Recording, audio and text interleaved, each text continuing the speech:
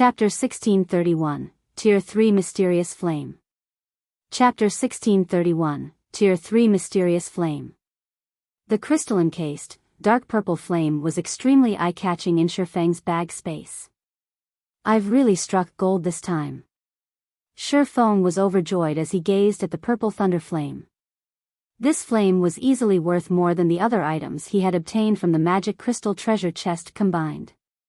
Players would only encounter a Tier 3 mysterious flame if they were lucky enough, and even Shifeng only knew the whereabouts of a small number of them. Moreover, every one of them was exceedingly difficult to obtain. Countless guilds had waged war over mysterious flames in the past. Even super guilds had gone all out to slaughter each other over Tier 3 mysterious flames. The stronger a mysterious flame was, the more it would help forger and alchemist subclasses. These tools would help forgers and alchemists produce high-rank items with ease. Shifeng had never expected that, despite only looting half of the gold magic crystal treasure chest's items, he'd actually acquire a Tier 3 mysterious flame. If he looted the rest of the treasure chest's items, how great would his harvest be? Now, Shifeng more or less understood why the tyrant's soul was so desperate to hunt him down. After all, a Tier 3 mysterious flame was even more valuable than epic items, and aside from being able to refine materials, mysterious flames could also improve a player's strength in combat. Why would the system let him get away with obtaining one so easily? To Shifeng, a Tier 3 mysterious flame was also a life-saving item. "With this Tier 3 mysterious flame, I can buy myself some more time." Shifeng smiled at the purple thunder flame. The curse the mysterious NPC had placed on him back in Blackwing City could only be suppressed with a mysterious flame. Unfortunately, the Tier 2 Ice Blue Devil Flame was too weak, only able to delay the curse's activation for a limited amount of time.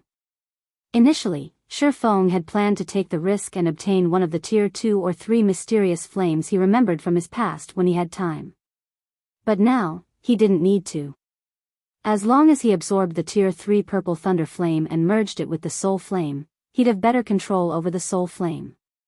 He would then have more time to locate the mysterious NPC and complete the quest Shirlin had given him. Thinking up to this point, Shifeng tapped on the Purple Thunder Flame and chose to bind it to himself.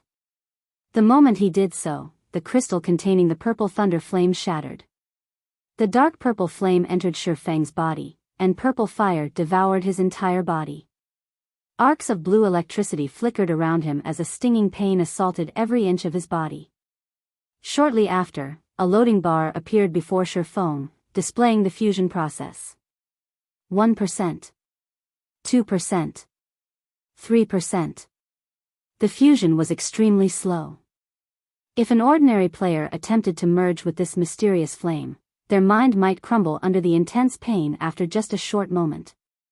While players had the option of lowering or turning off their pain sensitivity in the game, doing so would sabotage the fusion process. Fortunately, after over 10 years in God's domain, Shifeng had acclimated to the pain. Even so, it was barely tolerable as the fusion process continued. As time passed, the pain's intensity increased, but something felt different about this fusion to Shifeng. Aside from the increased pain, it felt as if the flames refined his body as they continued to burn him. There was a pleasant feeling alongside the pain. As the pain grew worse, his perception sharpened. This surprised Shifeng.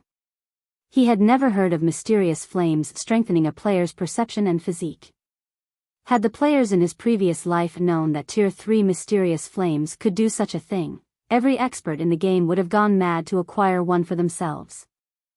Stronger perception would undoubtedly improve players' combat standards, and it would only become more beneficial as they reached for higher tiers. Otherwise, God's domain's experts wouldn't have regarded bloodlines and fragmented legendary items so highly. After 20 minutes of the fusion process, Shifeng heard a series of system notifications. System: the Purple Thunder Flame has bound to player Yifeng. System: the Purple Thunder Flame's fusion has completed.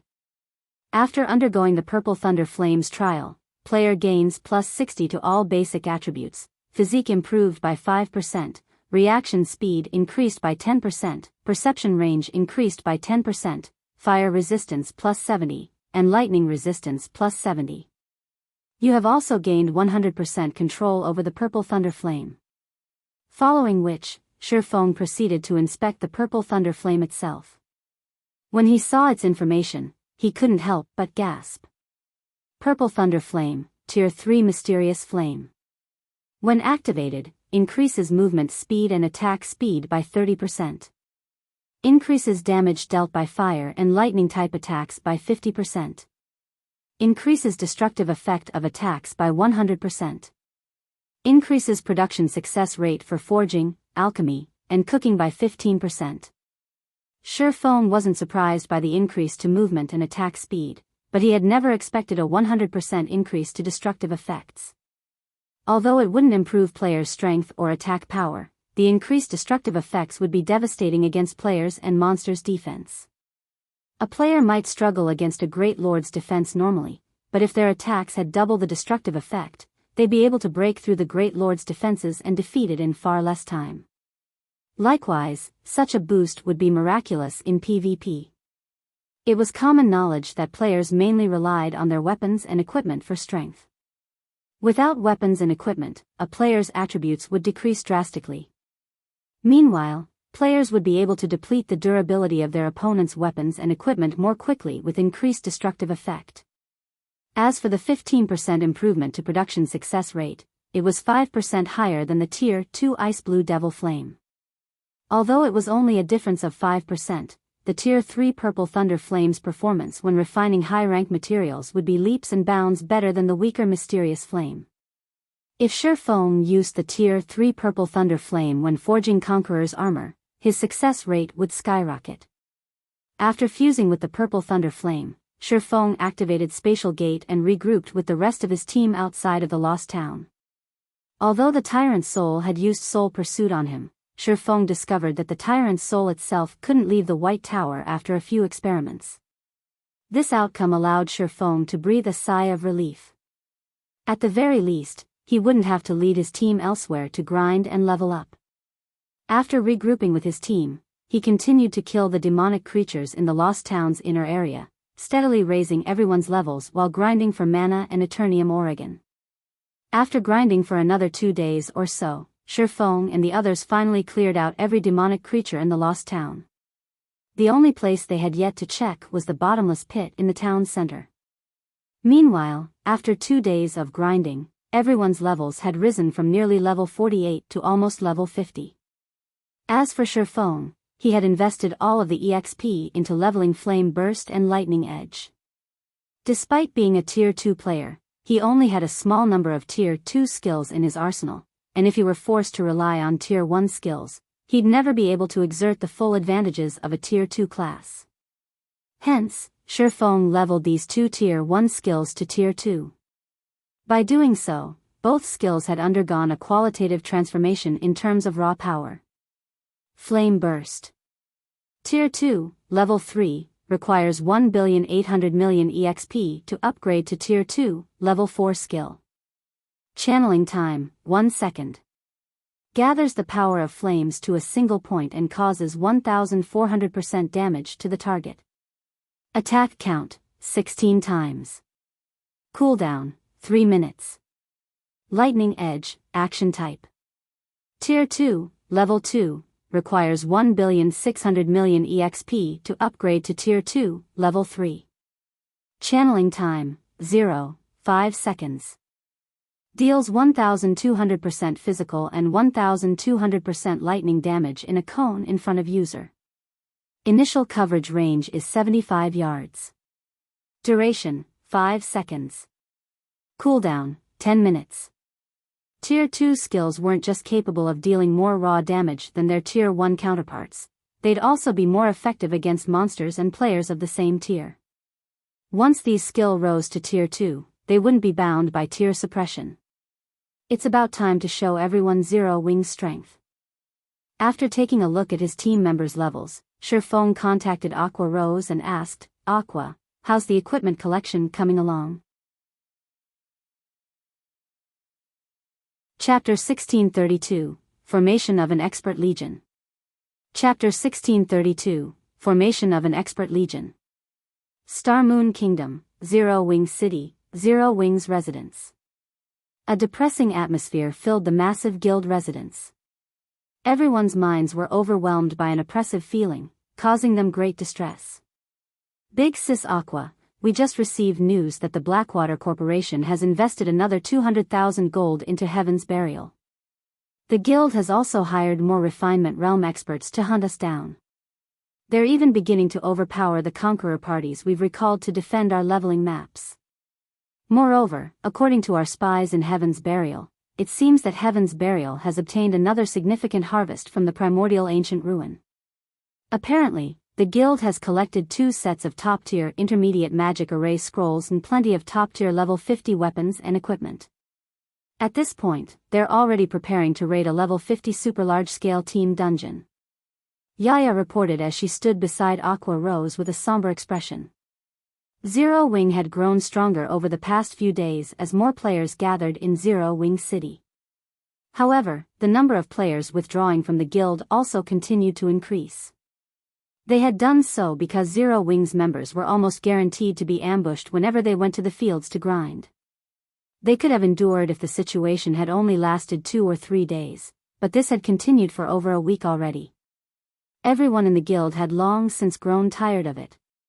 Their leveling speed and equipment acquisition rate had suffered severely, as well. To make things worse, Heaven's Burial had grown rapidly in every aspect despite the ongoing war. Many Zero Wing members' wills began to falter. They could no longer see any hope of Zero Wing winning this war, and so, many had given up and left while they still could. They're already starting a super large-scale team dungeon raid? Aqua Rose frowned.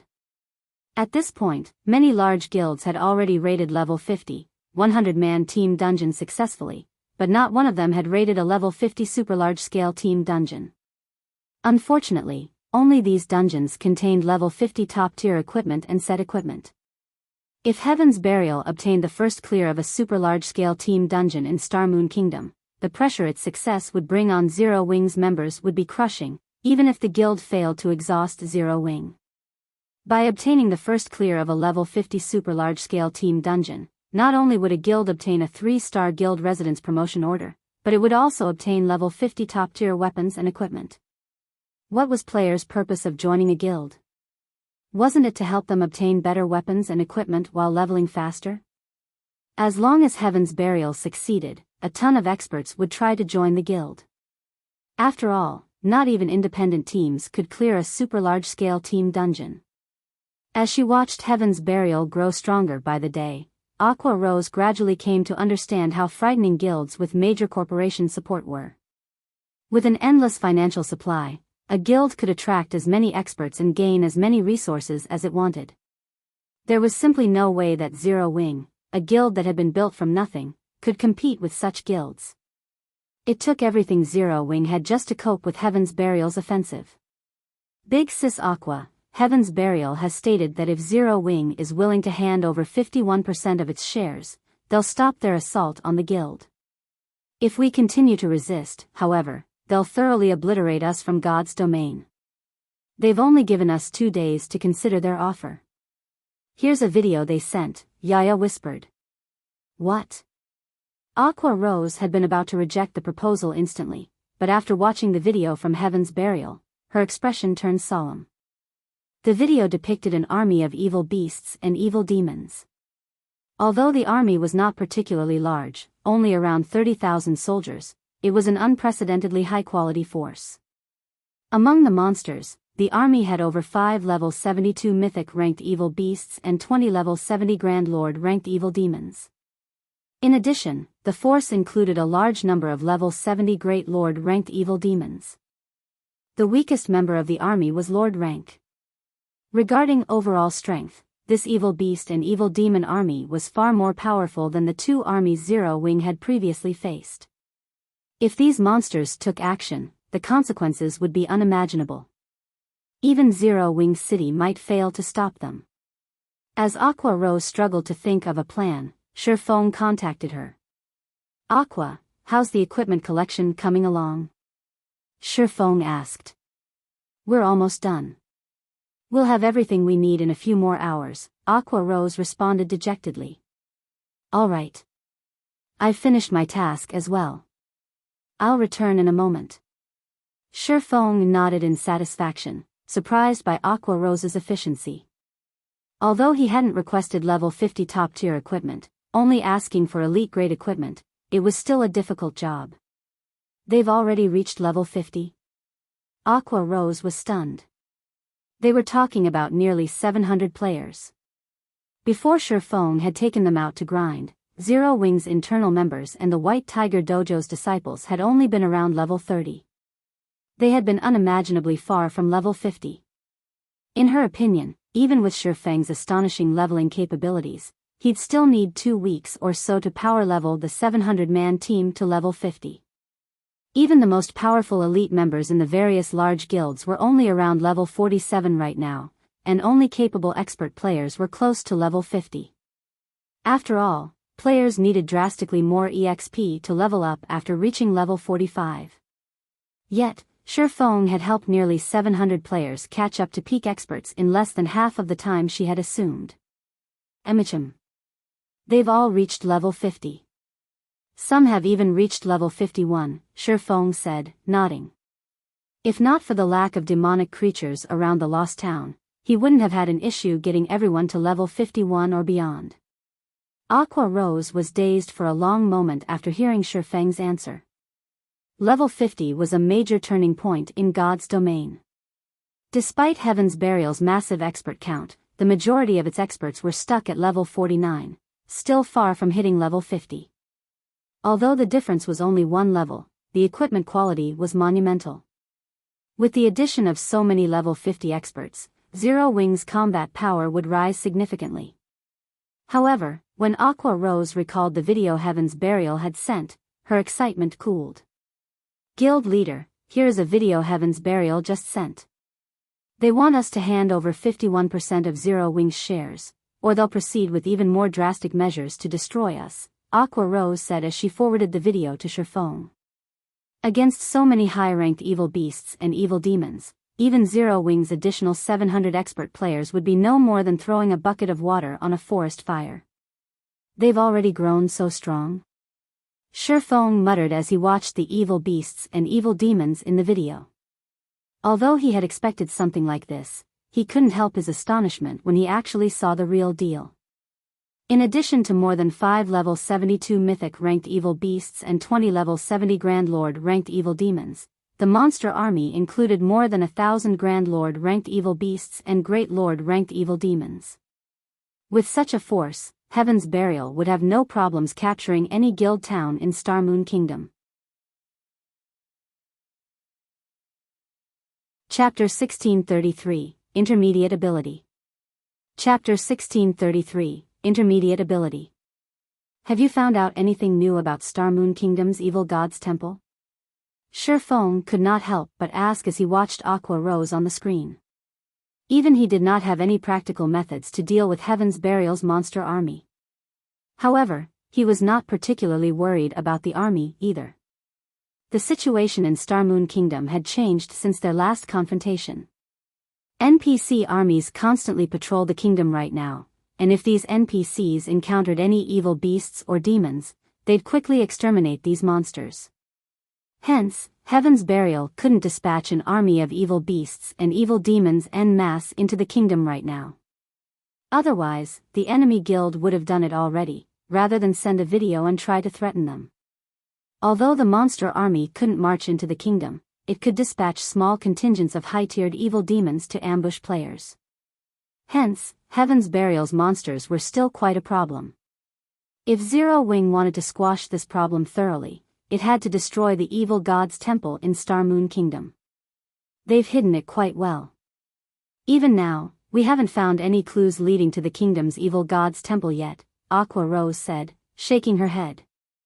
She continued, moreover, even if Heaven's Burial doesn't mobilize its monster army, at the rate it's growing, it's only a matter of time before the guild overwhelms and crushes us. Based on our most recent information, Blackwater has recently hired another batch of Refinement Realm experts to help hunt our members. It's taking everything we've got just to defend ourselves. If more Refinement Realm experts join the fight, I'm afraid that we won't last very long. In addition, our financial state is particularly concerning. We've already used all of our available funds, and we don't have the support of any major corporation. We're entirely reliant on Zero Wings City, Stone Forest Town, and the Candlelight trading firm's profit to keep the guild running. If something unexpected happens that require those funds, we'll be ruined. She was also aware that Heaven's Burial had merely sent the video to scare them. However, nothing changed the fact that Heaven's Burial and Blackwater's aggression was increasing. Furthermore, Blackwater had recruited plenty of Refinement Realm experts to help in this war using its expansive connections. Initially, Blackwater had sent over 20 Refinement Realm experts to aid Heaven's Burial, and now it was sending an additional 30+ experts. Although the total count was still far less than the Conqueror parties, these Refinement Realm experts would be more than capable of keeping the Conqueror parties busy. With the Conqueror parties distracted, Heaven's Burial's other experts could attack without worry. Because of this, Zero Wings suffered severe casualties. The remuneration the guild paid out every day was astronomical. If any other guild had to pay such a price, it would have long since gone bankrupt. I understand. I'll have everyone return immediately, so your team should get ready to receive them. Also, notify Melancholic and tell her to host an auction in the Zero Wing auction house in 6 hours. We'll sell Zero Wing City's private houses and shops, Shifeng said after giving the matter some thought. Right now, he needed to deal with the guild's financial problems.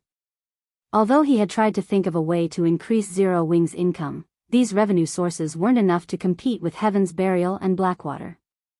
We're selling Zero Wing City's private houses and shops. But, with the current situation, I'm afraid that we'll have trouble selling them for a high price. Aqua Rose understood Shifeng's intentions. In fact, she had considered the same option. However, only a fool wouldn't see the situation of Heaven's Burial and Zero Wings War. With that in mind, no one would willingly spend a large amount of money to purchase Zero Wing City's private houses and shops. Players might not be interested in these properties at all. If a guild town or city changed hands, any agreements with the previous owner would be null and void. Knowing this, who would possibly want to purchase land in an unstable city? Relax. Even if our situation is uncertain, what must be sold, will be, Shifeng said, chuckling. He did not bother to explain further. Aqua Rose was speechless. Although what Shifeng had said was true, selling such valuable properties at a discount wasn't worthwhile. Following which, Shifeng disconnected the call and had his team use a return scroll to teleport back to White River City. Meanwhile, Aqua Rose did as she had been told. Immediately, news of Zero Wing auctioning off its city's private houses and shops spread like wildfire throughout Starmoon Kingdom. Even the neighboring kingdoms and empires' major powers heard of the upcoming auction. Ha ha ha. So, Zero Wing is finally selling its city's private houses and shops. It seems that Zero Wing really can't hold on much longer. Zero Wing's selling their real estate now? Does Zero Wing take us for fools? When the various major powers saw Zero Wing's announcement, they laughed, ridiculing Zero Wing for falling so low. Zero Wing has finally hit its limit? Singular Burial could not help but laugh when he read the report from a subordinate. Unfortunately, it is too late. They might have found buyers had they chosen to sell the properties a few days ago, but now that Zero Wing's position in this war has become more uncertain, who would be foolish enough to buy the deeds? Notify our subordinates and have them increase their offensive against Zero Wing's members immediately. Also, spread a lie to the public, stating that we intend to attack Zero Wing City. I want to see just who actually attends Zero Wing's auction. Understood. Daybreak Fog nodded before leaving the guild leader's office. Although the various major powers understood that Zero Wing was approaching its end, many would be interested in attending the guild's auction.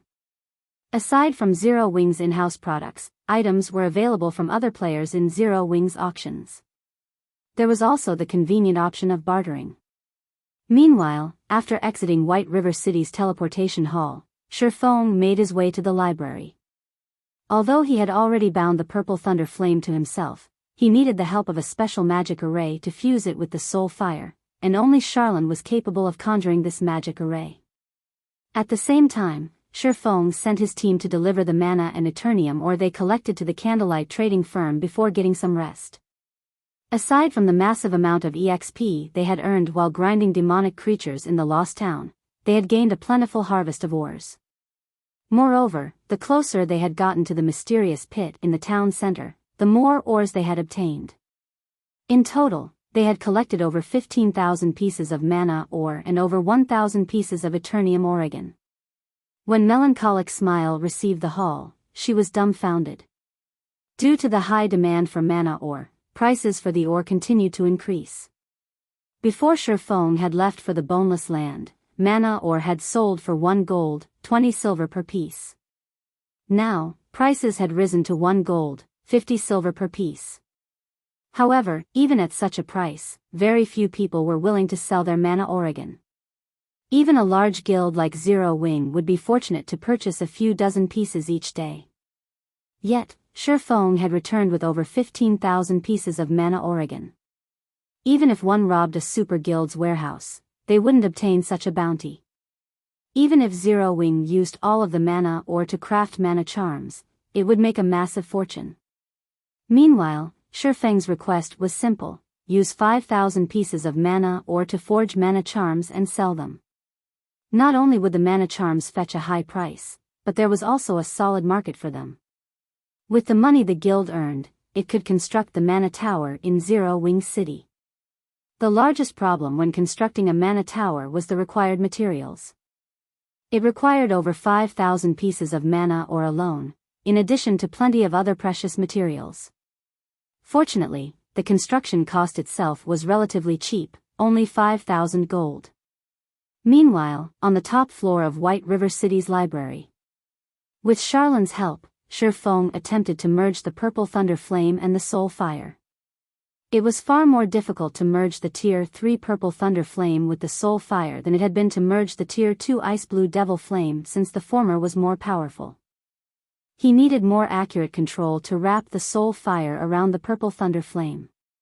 1 attempt. 2 attempts. 3 attempts. With each subsequent attempt, Shifeng grew increasingly adept with the fusion process, so much so that he had improved his control over his own body and his environment.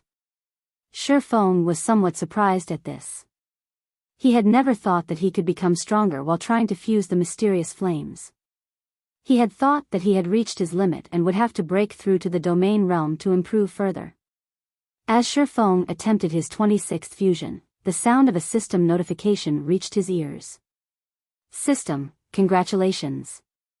You have gained rough control over the soul fire. You may now utilize the soul fire's intermediate abilities. Chapter 1634, Soul Fire's New Abilities. Chapter 1634, Soul Fire's New Abilities. Not even a Tier 3 mysterious flame is enough for me to gain full control of the soul fire? Shifeng was slightly surprised when he saw the system notification. Tier 3 mysterious flames were exceedingly rare in God's domain. As far as Shifeng knew, there should only be one Tier 3 mysterious flame in Star Moon Kingdom. When this mysterious flame had appeared in his previous life, practically every large guild in the kingdom had fought over it. Yet, despite fusing such a rare mysterious flame, he still didn't have full control of the soul fire. At this point, Shifeng began to wonder if there was a high chance that the soul fire was actually a Tier 4 mysterious flame. Shifeng had only ever heard of Tier 4 mysterious flames in God's domain's legends. The power of such a flame alone would be more than enough to injure a Tier 4 existence severely. With the soul fire's unique ability to burn a target's soul to nothing, it would be a terrifying weapon against both monsters and players. This was especially true for players. The immortal soul was the root of players' existence in God's domain. In NPC's eyes, players were only able to resurrect after death due to their immortal souls. If a player's immortal soul were extinguished, that player would be finished. However, it was extremely difficult to destroy a player's immortal soul. Hence, the soul fire should only be capable of damaging a player's immortal soul. Even so, it would be more than enough to prevent the target from logging into God's domain for some time. It would be a nightmare for any expert player. After all, in God's domain, one either improved or regressed. The game had countless players, and not being able to log in for several days would cause one to fall behind their rivals. Not bad. You've actually fused the purple thunder flame so quickly.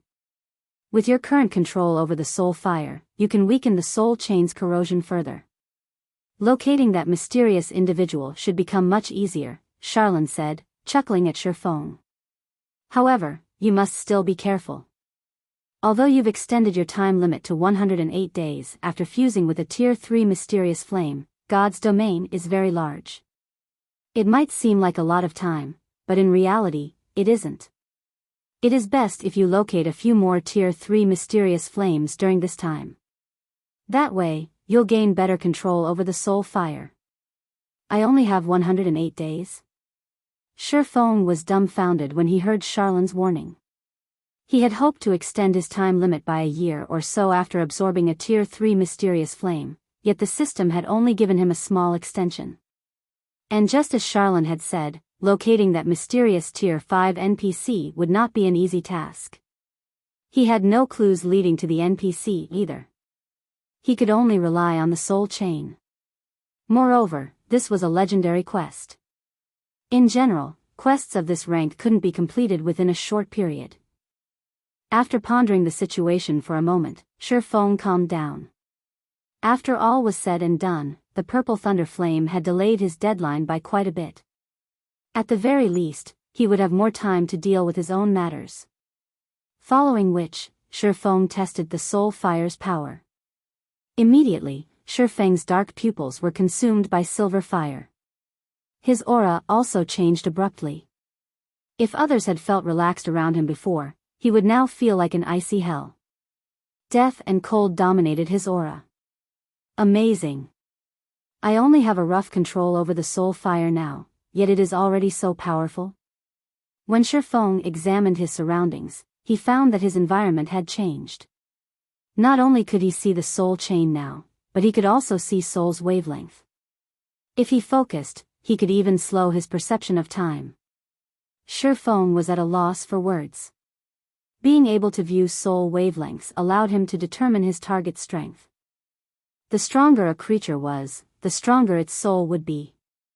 In addition, neither players or monsters could hide their soul wavelengths. Regardless of whether or not a player wore a black cloak or hid behind an obstacle, he could inspect and locate them easily. However, being able to detect soul wavelengths paled in comparison to the ability to slow one's perception of time. Now, he could see fast-moving objects far more clearly as long as he focused. Although this ability couldn't compare to a boost to one's physique, which allowed players to keep up with fast-moving objects and react far more quickly, improving one's physique was easier said than done. Just being able to slow his perception of time was astounding and would doubtlessly improve his combat power. I wonder what the soul fire will be capable of once I gain full control? After experiencing the soul fire's new abilities, Shifeng anticipated the day he could control it completely.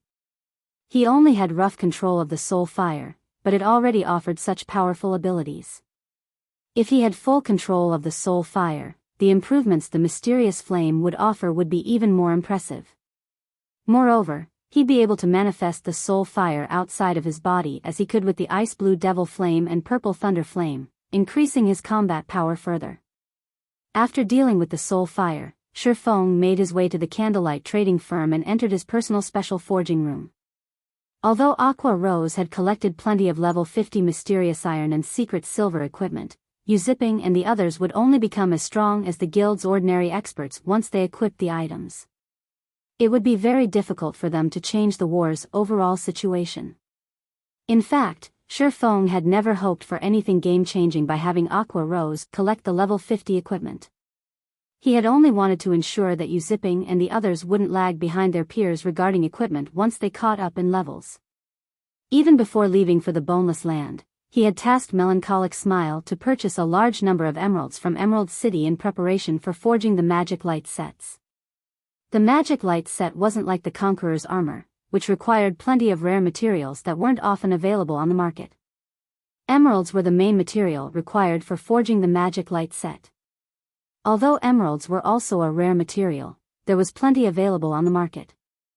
At this point, Zero Wing already possessed a huge stockpile of emeralds. As for the Mana Stone, another of the Magic Light set's core materials, Zero Wing had no lack of the stones. They could be produced indefinitely as long as the guild had enough magic crystals. Hence, producing the Magic Light set was much easier than the Conqueror's armor. Only, the cost was somewhat high, with each attempt costing 300 gold, 6 times the cost of forging the Conqueror's armor.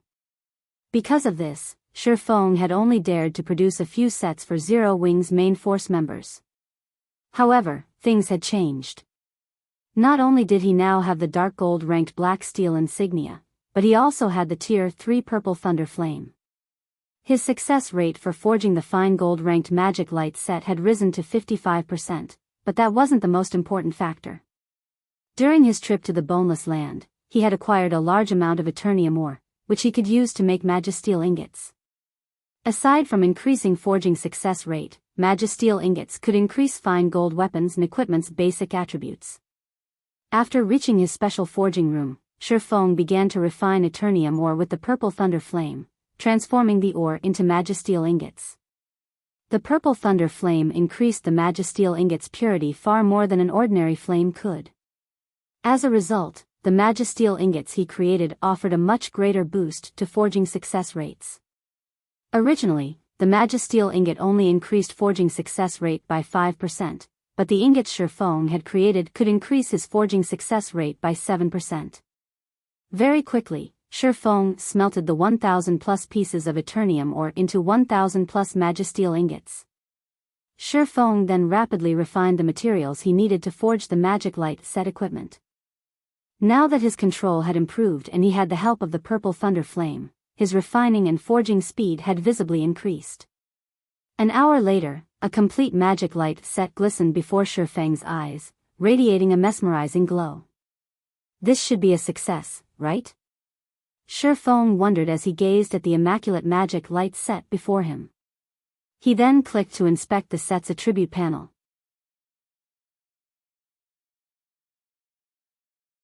Chapter 1635, Mana Tower constructed. Chapter 1635, Mana Tower constructed. Each attempt to forge the Magic Light set cost 300 gold, which meant that each failure also cost 300 gold. Not even super guilds would play around with so much money. If not for his considerably high success rate, Shi Feng wouldn't have dared to attempt the set's mass production. When Shi Feng clicked to inspect the Magic Light set's attribute panel, a system notification appeared. System, Magic Light set has been successfully forged. Forging proficiency increased by 15 points. Obtained 6 million EXP. Its attributes sure have improved considerably. Shi Feng was delighted when he saw the set's attributes. Level 50 fine gold set equipment was best players could hope for at this stage of the game, since level 50 dark gold equipment only dropped from super large scale team dungeons. Moreover, the drop rate wasn't 100%. With the inclusion of the Magisteel ingot, the fine gold ranked Magic Light set's basic attributes had received a 10% boost.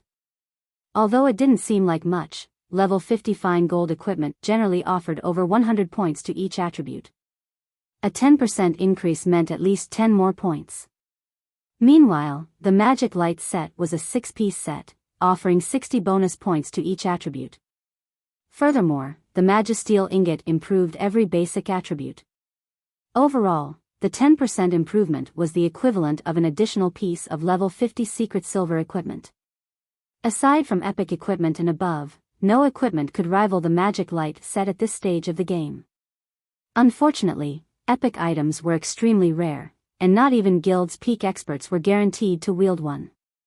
If he let Zero Wing's experts equip the Magic Light set, they'd definitely have an overwhelming advantage over other guilds' experts in basic attributes. Although the magic light set did not boost the wearer's combat standards, it offered far more destructive power than the Conqueror's armor's basic strength battle array. Rather than rely on superior combat standards to whittle down their enemies, Zero Wing's experts could trample over their opponents by relying on the magic light set. Thinking up to this point, Shifeng began to forge the next magic light set. Very quickly, Shifeng finished 3 more forging attempts. Among them, 1 was a complete failure, while 2 had succeeded. Shifeng's success rate even surprised him. As Shifeng was about to continue, Melancholic Smile contacted him.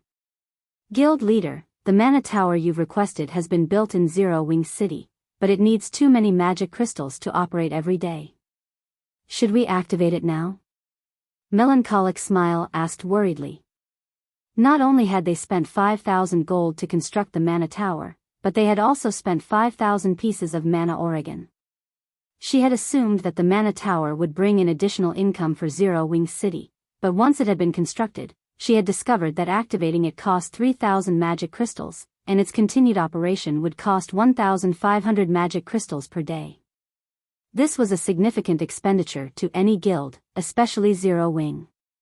Although the 4 Towers of Elements' teleportation function and Zero Wing's battle arenas had earned the guild some magic crystals, they couldn't afford to squander what they had. It's fine. Activate it, Shifeng said, chuckling. The mana tower was the symbol of a guild city. Zero Wing City could only be called a true guild city once it had a mana tower of its own. The mana tower increased the mana density in a city significantly. The 5 magic towers increased mana density wasn't even the equivalent to 1/3 of the increase a single mana tower provided. Moreover, more NPCs would only reside in a guild city once it had a mana tower. This was especially true for high-tiered NPCs since they had such strict mana density requirements. Right, once you've activated the mana tower, notify Aqua and have her raise the entrance fee to 60 copper. Increase the prices for the battle arena services by 30% as well, Shifeng instructed. Naturally, they needed to increase prices in various aspects with the increased mana density. After all, the rise would offer players more benefits. This, Melancholic Smile was stunned. It had not been easy to increase Zero Wing City's player population to 2 million. It might not be an issue if they increased the prices of the city services a little, but players would definitely refuse such massive leaps. Zero Wing City's player traffic would doubtlessly decrease. Relax. Once the mana tower is active, Zero Wing City will be worth the price, Shifeng explained briefly. Of course, he understood Melancholic Smile's concerns. However, Melancholic Smile still had her doubts, but she still sent a subordinate to activate the mana tower. Following which, she notified Aqua Rose about the city's price increases. When Aqua Rose received the message, she even wondered if Shifeng were joking.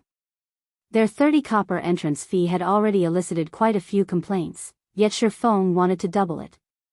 At this stage of the game, ordinary players only earned several silver coins per day after deducting repair fees. Including the expensive teleportation fee to travel to Zero Wing City, ordinary players would likely struggle to justify paying a 60 copper entrance fee. Furthermore, Zero Wing City wasn't located anywhere close to level 50 high-resource maps. Hence, the city's double EXP buff held little attraction to ordinary players. However, as Aqua Rose considered such issues, she felt the city's mana density rise rapidly. Even players who weren't sensitive to mana could clearly feel the increase. Naturally, they gained more mental clarity, as well. What's going on? Why do I feel so refreshed? Why has the city's mana density suddenly increased? What? The city's mana density has at least doubled. What did Zero Wing do? Quick, look. The mana density isn't the only thing that has increased. The accumulation rate for the double EXP buff has also risen. Now, we can accumulate 20% of the double EXP buff just by standing on the street for 24 hours.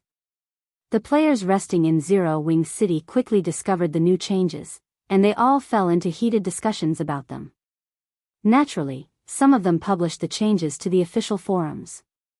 At the same time, Zero Wing announced that it had increased Zero Wing City's entrance fee to 60 copper, which caused a huge commotion across Star Moon Kingdom. Crap. Is Zero Wing that desperate for money? They're charging 60 copper just to enter the city each time.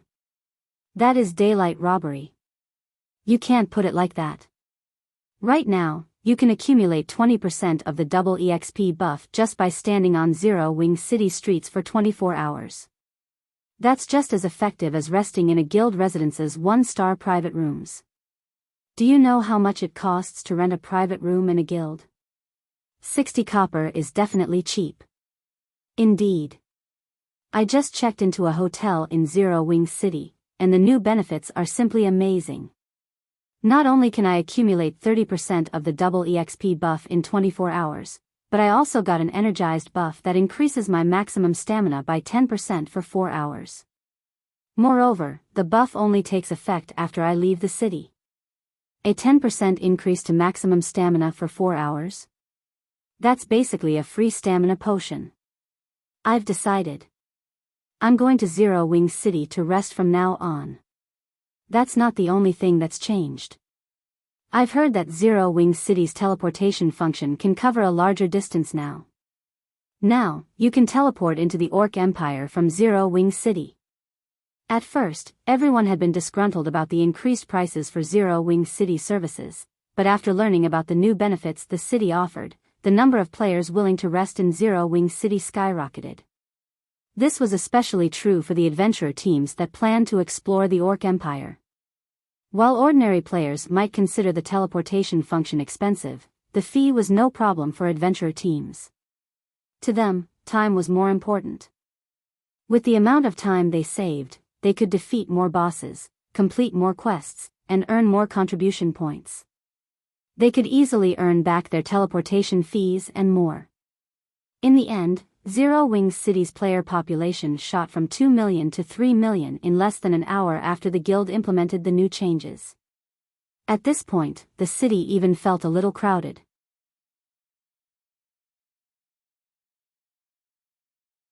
Chapter 1636, Zero Wing City's Rise. Chapter 1636, Zero Wing City's Rise. The rapid increase in Zero Wing City's player population had surprised Aqua Rose, who had assumed that it would decrease. Not only did the sudden addition of 1 million players bring in another 6,000 gold in entrance fees to Zero Wing City, but plenty of players also rushed to use the city's teleportation function. To save on teleportation fees, the various adventurer teams visiting Zero Wing City had also bought memberships for the teleportation services, each earning Zero Wing 20 magic crystals. In one short hour since the guild implemented the new changes to the city, over 4,000 players had bought a membership, bringing in over 80,000 magic crystals. There were even more players interested in teleporting to the Orc Empire. Due to the increased teleportation distance, non-members had to pay 30 silver for each maximum range teleportation. Even after deducting the teleportation cost, Zero Wing still earned 18 silver from each traveling player. During the past hour, over 6,000 non-members had teleported to the Orc Empire, handing over 1,000 gold to Zero Wing. Aqua Rose and Melancholic Smile were stupefied. Previously, Melancholic Smile had worried that they wouldn't be able to earn back the cost of the Mana Tower, but the city's teleportation function alone had raked in over 1,000 gold. The function alone made money faster than the Candlelight trading firm as a whole, not to mention the amount of magic crystals the service raked in. Moreover, the number of players using the teleportation function and registering for membership continued to increase. Guild leader, where did you obtain this Mana Tower? It is simply amazing. Aqua Rose said excitedly. With its profit speed, we can easily cover our daily expenditures. We won't have anything to fear, even if we continue to duke it out with Heaven's Burial for another 2 weeks. She had agonized over Zero Wing's lack of funds. The increased bounty had skyrocketed the guild's daily expenditures, but now, she didn't need to worry about the issue. This is only the beginning. Later, I'll store the weapons and equipment I've recently acquired in the guild warehouse. Everyone can trade for the items. Since our guild members have suffered so greatly, give our members in Star Moon Kingdom some bonus GCPs. Normal members get 50 points, elite members get 200 points, and core members get 500 points, Shifeng said, laughing.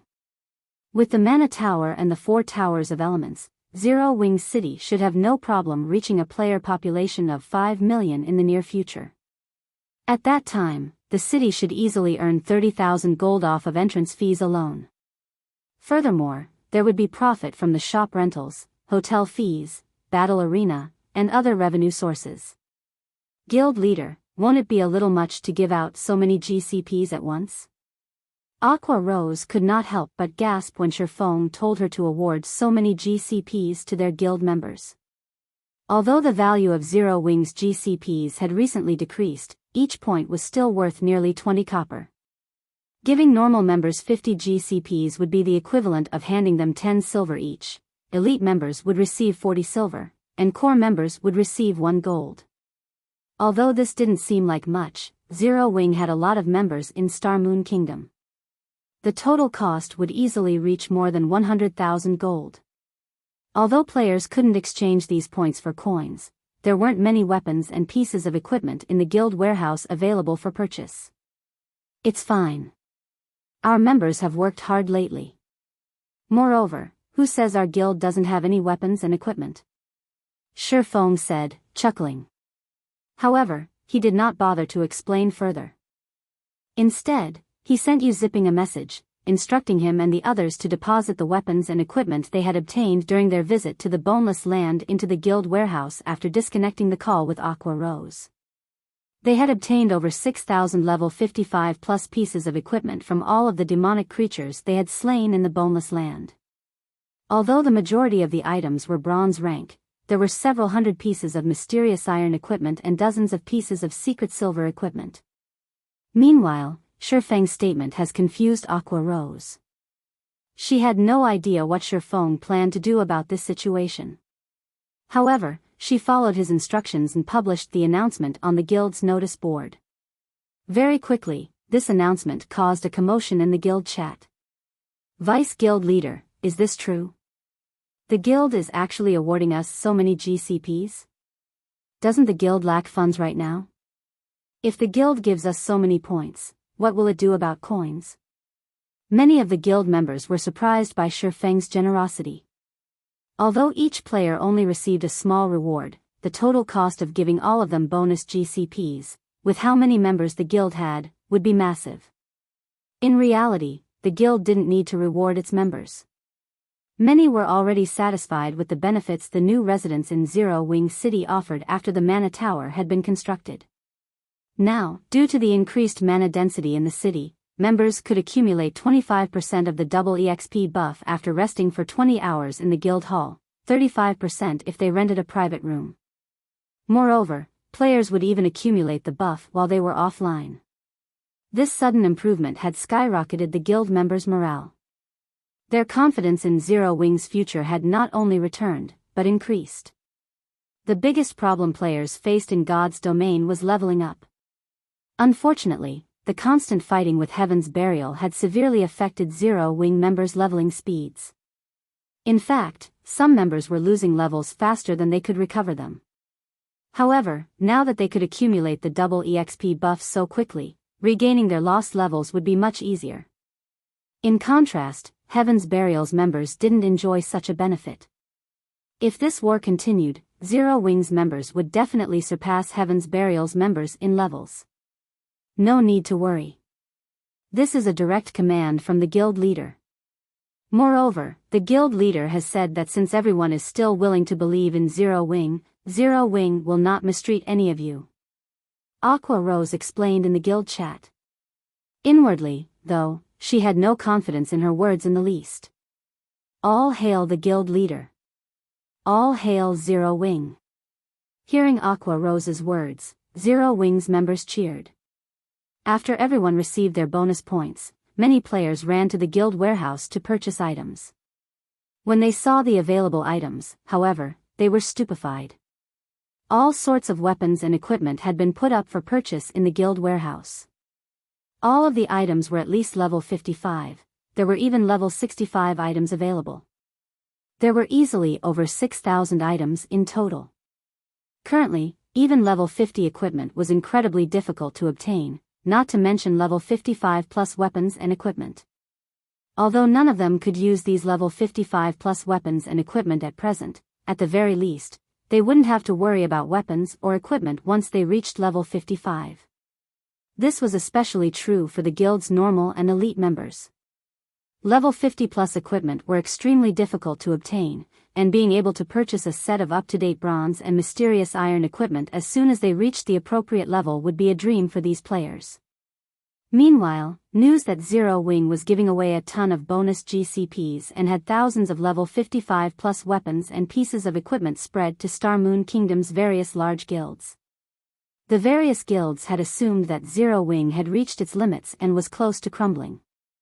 They had expected the guild to play such a hand so suddenly. There was also Zero Wing City's recent rise to fame. No matter how they looked at the situation, Zero Wing did not seem like a guild that was nearing its end. In fact, Zero Wing grew stronger by the minute. When Singular Burial received news of this, he was stupefied.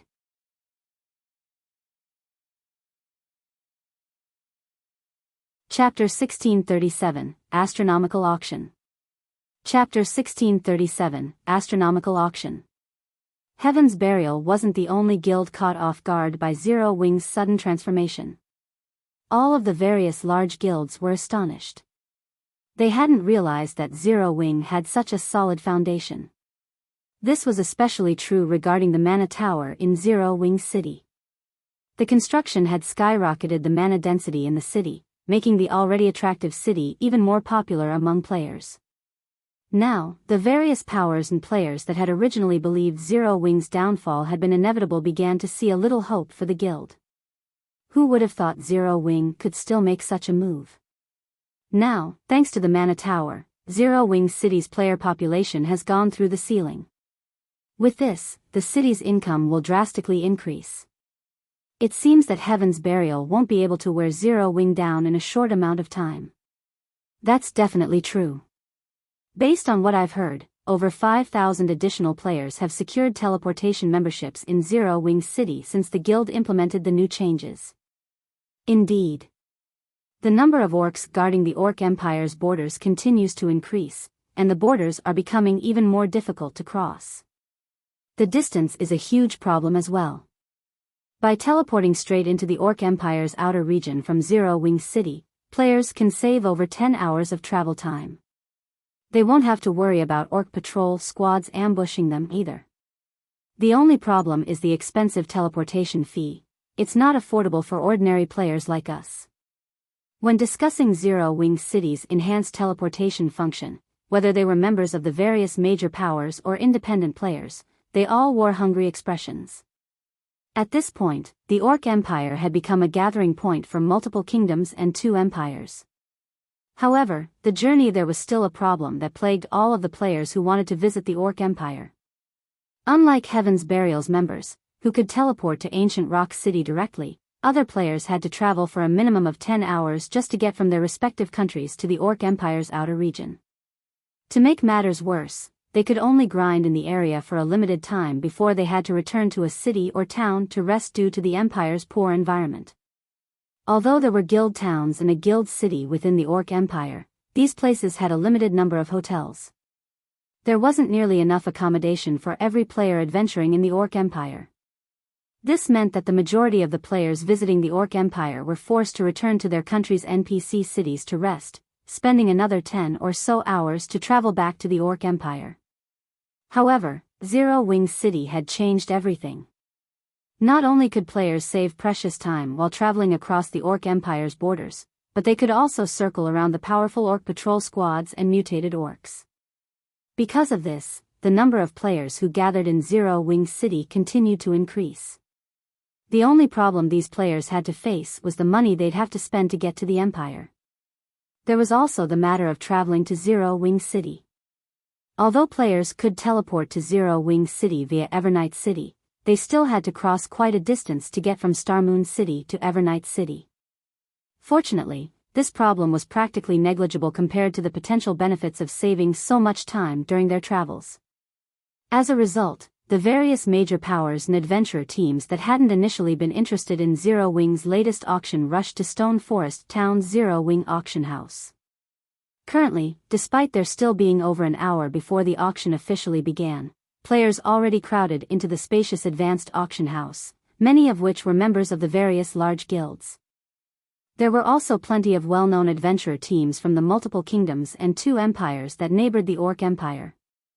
Big Sis Aqua, more than 50,000 players have already arrived to participate in the auction. At this rate, we might even have 70,000 participants by the time the auction starts, Yaya said excitedly as she read the statistics report in her hands.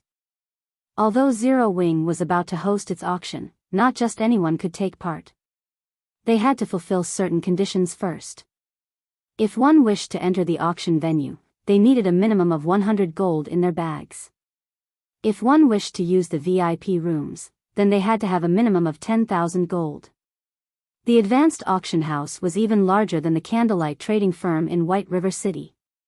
Not only could the largest auction hall house 100,000 people, but it also had 100 VIP rooms. Even so, all of the VIP rooms had been claimed. When Aqua Rose saw the statistics, she, too, was shocked. Even Super Guild's auctions had trouble attracting such a colossal crowd. Aqua Rose finally understood why Sherphone had said that this was only the beginning. With so many people contesting for Zero Wing City's private houses and shops, it would be strange if these properties did not fetch a high price. Following which, time passed quickly. Under Aqua Rose's guidance, Zero Wing's auction began smoothly. Although this was an impromptu auction, the available items were still of considerable quality, all of which were quite valuable to guilds and players. In fact, Zero Wing even intended to offer plenty of level 45 dark gold and level 50 secret silver equipment. Next up is our auction's first finale item, Zero Wing City's private houses. The first private house is located behind Zero Wing City's battle arena. The starting bid will be 1,500 gold, with each increment being no less than 50 gold. As Aqua Rose, the auction's host, finished speaking, the crowd stirred. The players in the VIP rooms, in particular, who had, thus far, shown no interest in the items for auction, stared longingly at the image on the large display above the stage. Crap. Zero Wing actually dares to ask for such a price? Even the private houses in major NPC cities don't cost 1,500 gold. Is Zero Wing that desperate for money? Many of the players present were shocked by the minimum bid Aqua Rose had stated. The private houses in NPC cities with player populations in the millions only sold for around 1,000 gold. A few of the private houses in strategic locations only sold for a little more than that. Meanwhile, players didn't have to worry about attacks or sieges in NPC cities, but it was a different story for a guild city. There was no telling when another major power would attempt to take the city for itself. Zero Wing was simply insane for trying to sell an unstable private house for such a high price. Honestly, even Aqua Rose considered the price somewhat high, but Sherphone had determined the minimum bid 1,500 gold and not a coin lower. Hence, she had no choice but to go along with his wishes. However, after the auction's guests discussed the private houses in hushed tones, voices began to echo throughout the auction hall one after another as they began to place their bids. 1,600 gold. 1,700 gold. 1,800 gold. The rapidly increasing prices flabbergasted everyone. After a short moment, the price had risen to 2,200 gold. The bids only slowed after reaching this point. In the end, Remnant Cloud, the commander of the Fire Cloud Fox Adventurer team, won the first private house for 2,550 gold. Because of the winning bid, the spectating major powers envied Zero Wing. A single private house barely took up any of a city's land, yet Zero Wing had earned so much money from a single private house. At the same time, many of them pitted Remnant Cloud for his foolish decision. Although Zero Wing's situation had improved significantly, its chances of defeating Heaven's Burial were still slim. Purchasing a private house for so much money was foolish. However, as the various large guilds' upper echelons entertained such thoughts, the second private house sold for 2,700 gold. In total, Zero Wing had sold 15 private houses. Every one of them had sold, with the cheapest going for 2,450 gold and the most expensive earning 2,800 gold. The price could already rival that of high-potential lands in NPC cities. As for Zero Wing City's shops, the minimum bid was a frightening 5,000 gold, with each increment being no less than 100 gold. In the end, of the 5 shops that had sold, the cheapest sold for 7,800 gold, while the most expensive one had gone for 8,500 gold. During this single auction, Zero Wing had gained a net profit of more than 120,000 gold. When Aqua Rose saw the final numbers, she even wondered if she were dreaming. Guild leader, with this much money, we can purchase a large amount of level 45 equipment and replenish our warehouse. We can definitely help our guild members recover their full strength. Aqua Rose's eyes glistened when she saw the profits the auction had raked in. It had been a long time since she had seen so much money. No. Set the guild warehouse's replenishment aside for now. First, prioritize the NPC shop's construction, Shifeng said, shaking his head. He had never intended to sell Zero Wing's precious lands just to help the guild's members recover their lost weapons and equipment. Although the guild members' items were quite important, they paled in comparison to the NPC merchants' shops. NPC shops were the lifeblood of a guild city. Only after gaining NPC shops could a guild city start its endless cycle of development. I understand. I'll get to it immediately. Hearing Shifeng's words, Aqua Rose recalled the NPC merchants that had visited Zero Wing City to discuss business. Due to the guild's lack of funds, they had delayed the NPC shop's construction, but now that the guild had money to spare, it was indeed time to address the issue.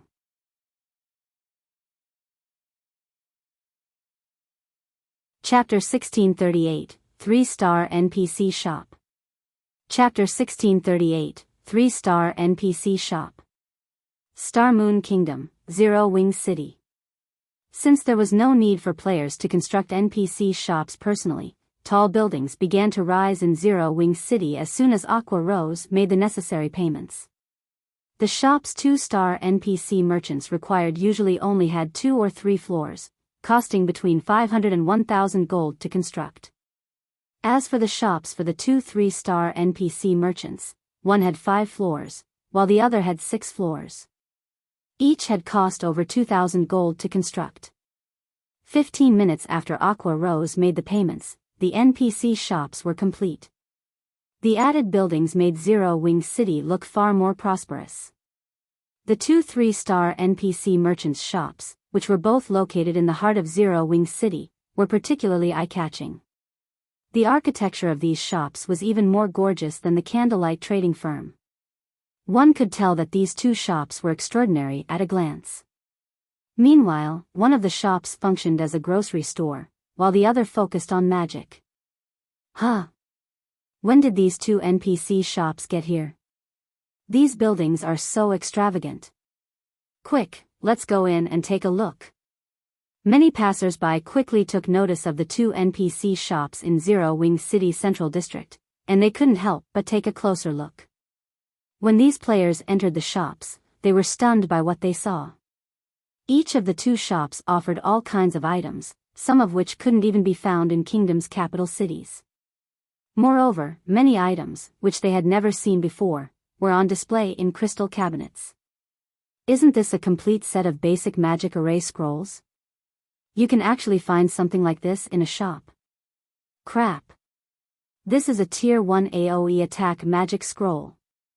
Amazing. This is a bronze pickaxe. If I had, my mining efficiency would increase like crazy. What? This shop even has basic traps.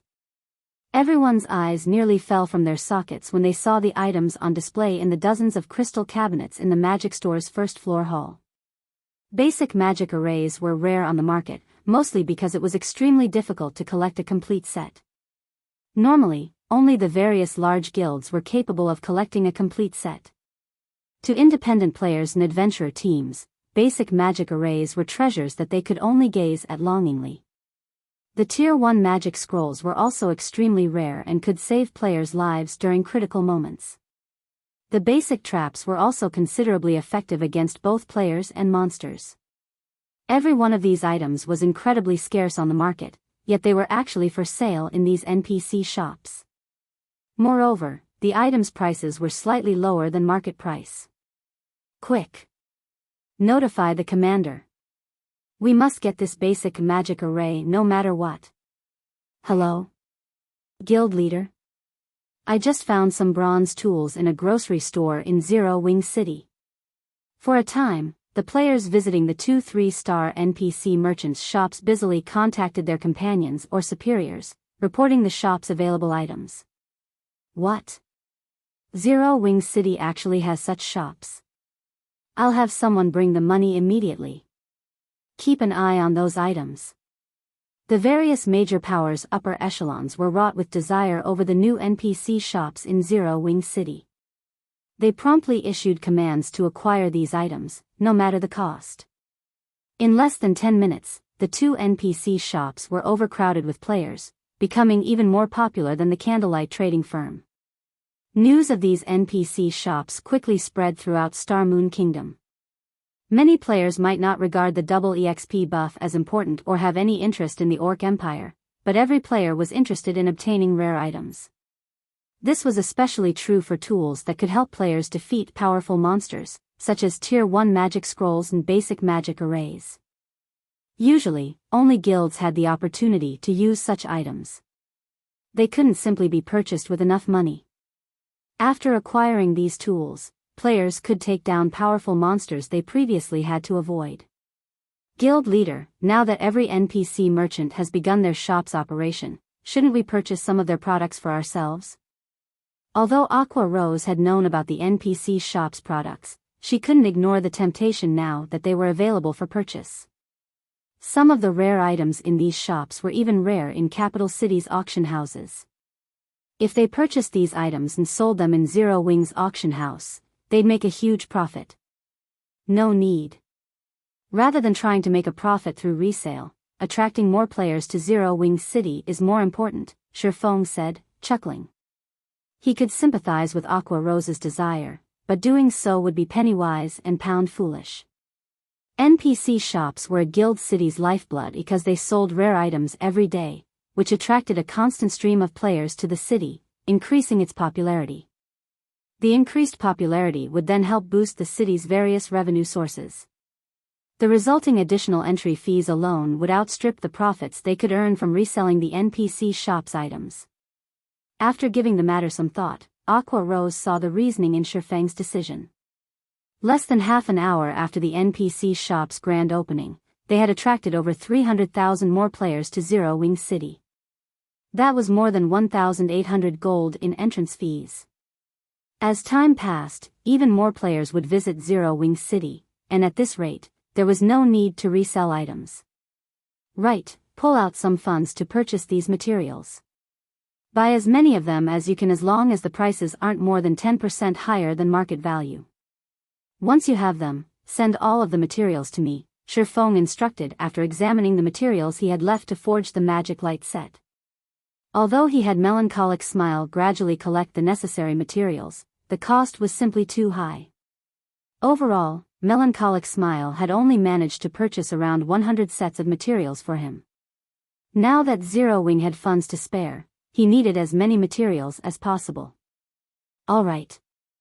I'll send someone to purchase them immediately. When Aqua Rose saw the list of materials Shifeng required, she was slightly astonished. However, now that Zero Wing City's income soared, she was confident in acquiring a large stock. Orc Empire, Ancient Rock City. The atmosphere in the guild leader's office in Heaven's Burial's residence was extraordinarily tense. What is going on with Zero Wing? Is some major corporation supporting it in secret? Singular Burial grumbled, greatly displeased with the latest status report on the rival guild. At the same time, he felt an immense pressure bear down on him. Not long ago, it had been obvious that Zero Wing was about to crumble. Yet, it was now full of vim and vigor. In fact, the guild was doing so well that it had even awarded over 100,000 gold in bonus GCPs. The large number of NPC shops that had recently risen in Zero Wing City was even more impressive. Singular Burial couldn't help but wonder if Zero Wing were somehow growing richer as the guild fought Heaven's Burial.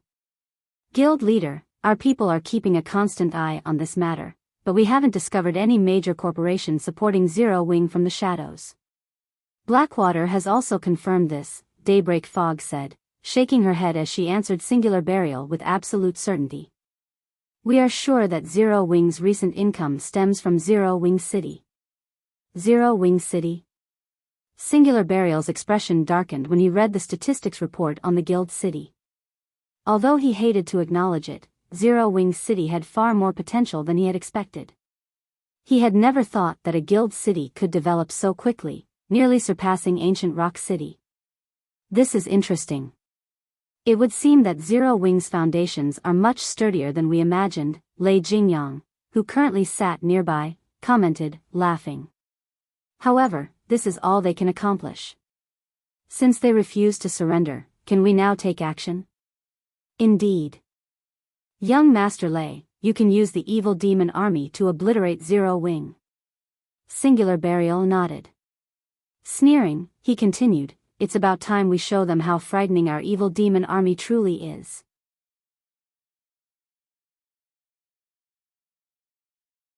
Chapter 1639, Start of the War. Chapter 1639, Start of the War. Star Moon Kingdom, White River City. Due to Zero Wing City's sudden rise in fame, many independent players from the neighboring kingdoms had gathered before Zero Wing's residence in White River City, hoping to join the guild. Although Zero Wing didn't fare so well against Heaven's Burial right now, it was only a matter of time before Zero Wing City surpassed Heaven's Burial's ancient Rock City at the rate it was developing. Zero Wing City's teleportation function and numerous NPC shops were so attractive that even independent players and well-known adventurer teams considered settling down, long-term, in the city. Currently, many adventurer teams and guilds deeply regretted not participating in the auction for Zero Wing City's private houses. Some adventurer teams and guilds had even offered to purchase Zero Wing City's private houses for a much higher price, but unfortunately, no one was willing to hand over the private houses they had won in the auction. While Zero Wing gained more momentum, Shifeng continued to forge magic light sets. The magic light set was a 6-piece, level 50 fine gold set equipment. Its forging procedures were extremely complex and difficult to accomplish. However, as Shifeng completed more sets, he became increasingly familiar with the forging process. With the help of the Purple Thunder Flame, he needed even less time to complete each set. Normally, a master forger would need nearly an hour to complete one attempt. Shifeng, on the other hand, only needed around 40 minutes now.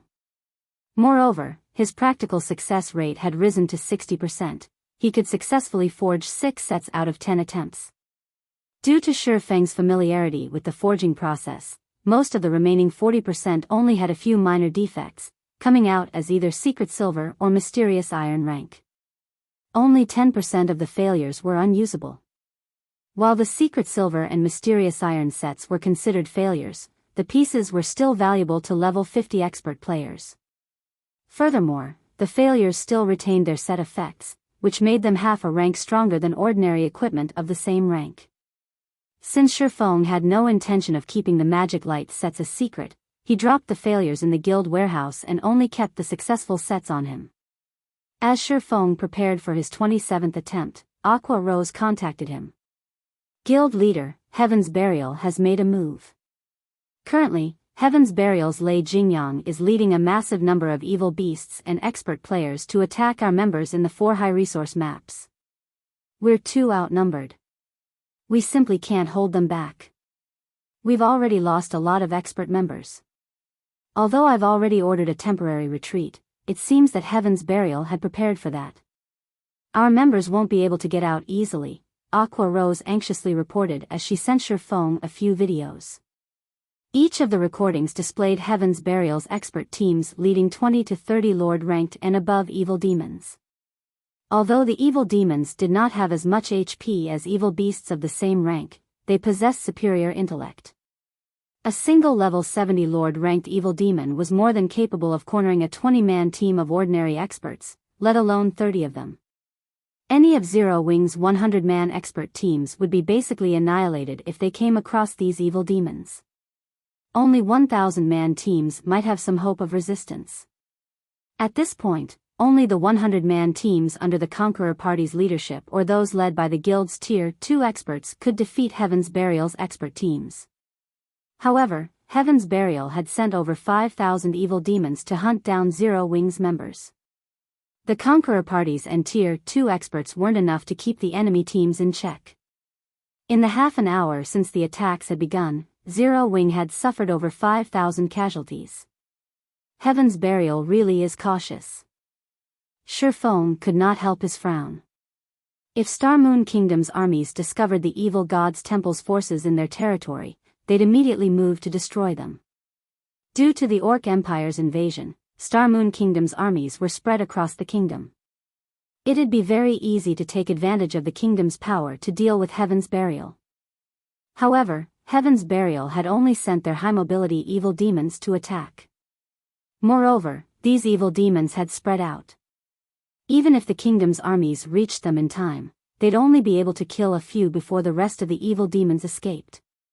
It was practically impossible to deal a heavy blow to this evil demon army. Moreover, the evil demon army was particularly skilled in guerrilla warfare. Players had no hope against them, let alone a single guild. This was also why the evil god's temple had very nearly wiped out an entire empire in Shurfeng's previous life. When Zero Wing had clashed with the evil demon and beast armies previously, the guild had held the terrain advantage. It had also had the help of defensive magic arrays, defense turrets, NPC guards and soldiers, and other such tools, but now, Zero Wing had none of that. As long as the evil demon army continued to hunt players in the fields, Zero Wing's members wouldn't be able to grind and level up. Ha ha ha. Boss Lei, these evil demons are amazing. Not even Zero Wing's expert teams can hold a candle to these monsters, a burly ranger exclaimed, laughing as he watched the evil demons crush a 100-man expert team from Zero Wing a short distance away. With just 40 evil demons, they had forced a Conqueror Party-led expert team to retreat. He had never thought this situation would be possible. Keep a close eye on them. Make sure none of them escape. Lei Jingyang said, laughing.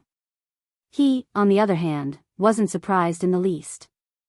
He had personally fought a great Lord-ranked evil demon before.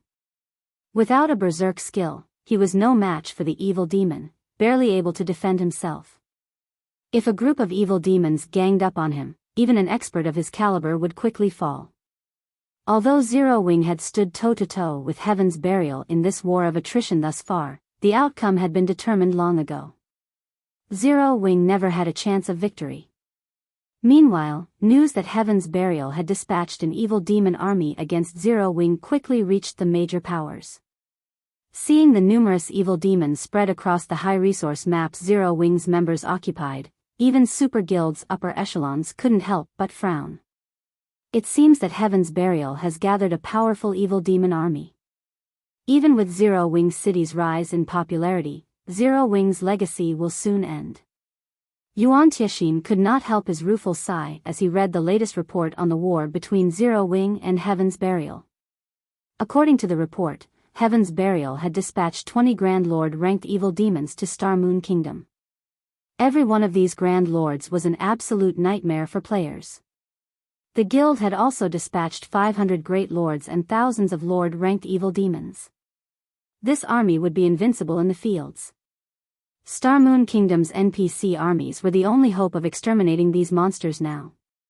Unfortunately, by the time the kingdom's armies arrived, the evil demons would have likely escaped. Had Zero Wing agreed to the secret pavilion's conditions, there might be a solution to this problem, but the guild had lost any possibility of escaping this predicament. As Zero Wing's members retreated from the various high-resource maps, Heaven's Burial published a post on Star Moon Kingdom's official forums. Zero Wing, do you dare face us in a final stand? This sentence instantly caused an uproar in Star Moon Kingdom. Ha ha ha. It seems that Zero Wing really isn't much after all. It's even afraid of putting up a good fight. Zero Wing members, do you guys dare to come out and fight? Or are you going to continue to hide in your city? Heaven's Burial's members clamored on the forums, provoking Zero Wing's members to a fight in the fields. Naturally, Zero Wing's members were incredibly frustrated. Although they wanted to fight, they'd be surrounded by evil demons if they ventured into the fields. If that happened, they'd never survive, yet if they didn't fight, everyone in the game would look down on them. Guild leader, many of our members are voicing their desire to face Heaven's Burial's members due to the recent announcement. But if we let them, Aqua Rose trailed off helplessly. Is there really no way to deal with those evil demons? She found Heaven's Burial's actions truly disgusting, but if they didn't find a solution quickly, not only would Zero Wing's reputation plummet, but the guild's morale would also crumble. Does Heaven's Burial really think that Zero Wing is some helpless sheep? Since they want a fight, I'll give them a fight. Shifeng sneered.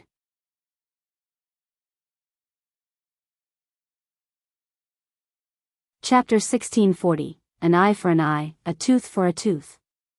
Chapter 1640, An Eye for an Eye, a Tooth for a Tooth. We're going to fight them? Anticipation filled Aqua Rose when she heard Shifeng's growl.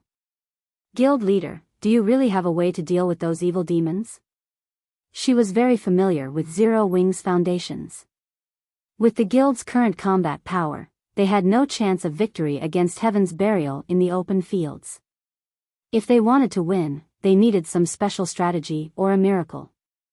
Nope, Shifeng said, shaking his head.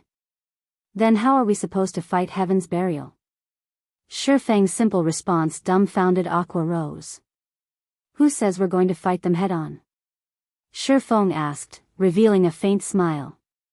A guild war is a competition of wealth. If we cut off their income, how long do you think they'll last? Both guilds had already set bounties on each other's members and incurred massive expenditures each day because of it. If one side suddenly lacked the funds to pay for the massive number of bounty claims and couldn't compensate its guild members, that guild would crumble under the pressure. Cut off their income? Aqua Rose gave her guild leader a confused look. Heaven's Burial's financial ability was frightening. Not only was it backed by the Blackwater Corporation, but it could also lean on the Orc Empire's ancient rock city for funds. If it were possible to cut off these sources, Heaven's Burial would suffer a devastating blow to its finances. However, no matter how Aqua Rose considered the situation, she couldn't find a way to do so. Ancient Rock City was located in the Orc Empire's inner region. Not only was it protected by Heaven's Burial's members, but the guild also continued to strengthen the city's static defenses. Every one of God's domain's various superpowers eyed the city, hoping for a chance to capture it. The guild had also stationed NPC soldiers within the city walls. Although Ancient Rock City only had around 6,000 NPC soldiers, everyone was level 100. The majority of them was also Tier 1 soldiers, with a minority of Tier 2 NPCs and a few Tier 3 commanders. Level 100 was the second major turning point in God's domain. Had these NPCs been present when Heaven's Burial had tried to capture the city, it would have failed even if it had employed thousands of level 70 evil beasts. Unfortunately, cutting off the income from the Blackwater Corporation was even less possible. Blackwater had already taken control of the Iron Empire, and with Zero Wing's current strength, attacking the guild in its own empire would be suicidal. In any case, have someone send me 60,000 magic crystals.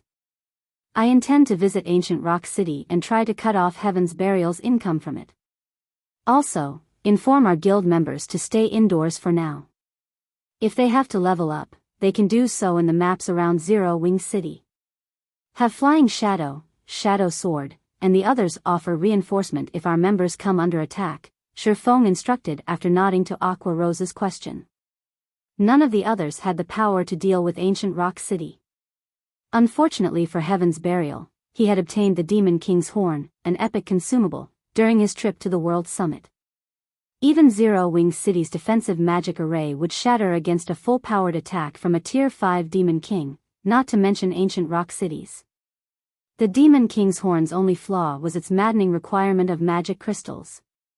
Previously, Zero Wing hadn't even had 10,000 magic crystals in its warehouse, and Shifeng couldn't have afforded to use the Demon King's horn.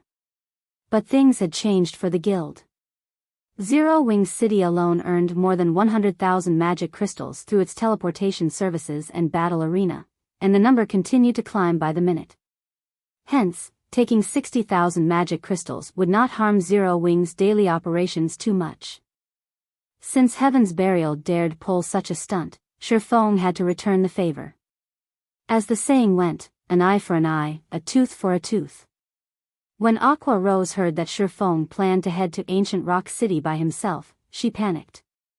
Hurriedly, she argued, "Guild leader, it is too dangerous for you to go alone. There are level 100, Tier 3 NPCs guarding Ancient Rock City. Heaven's Burial has long since set Zero Wing as an enemy. The moment you approach the city, the NPCs will annihilate you." Every NPC soldier in Ancient Rock City was more than capable of slaughtering current players. Going there alone was suicidal. "Relax. I know what I'm doing.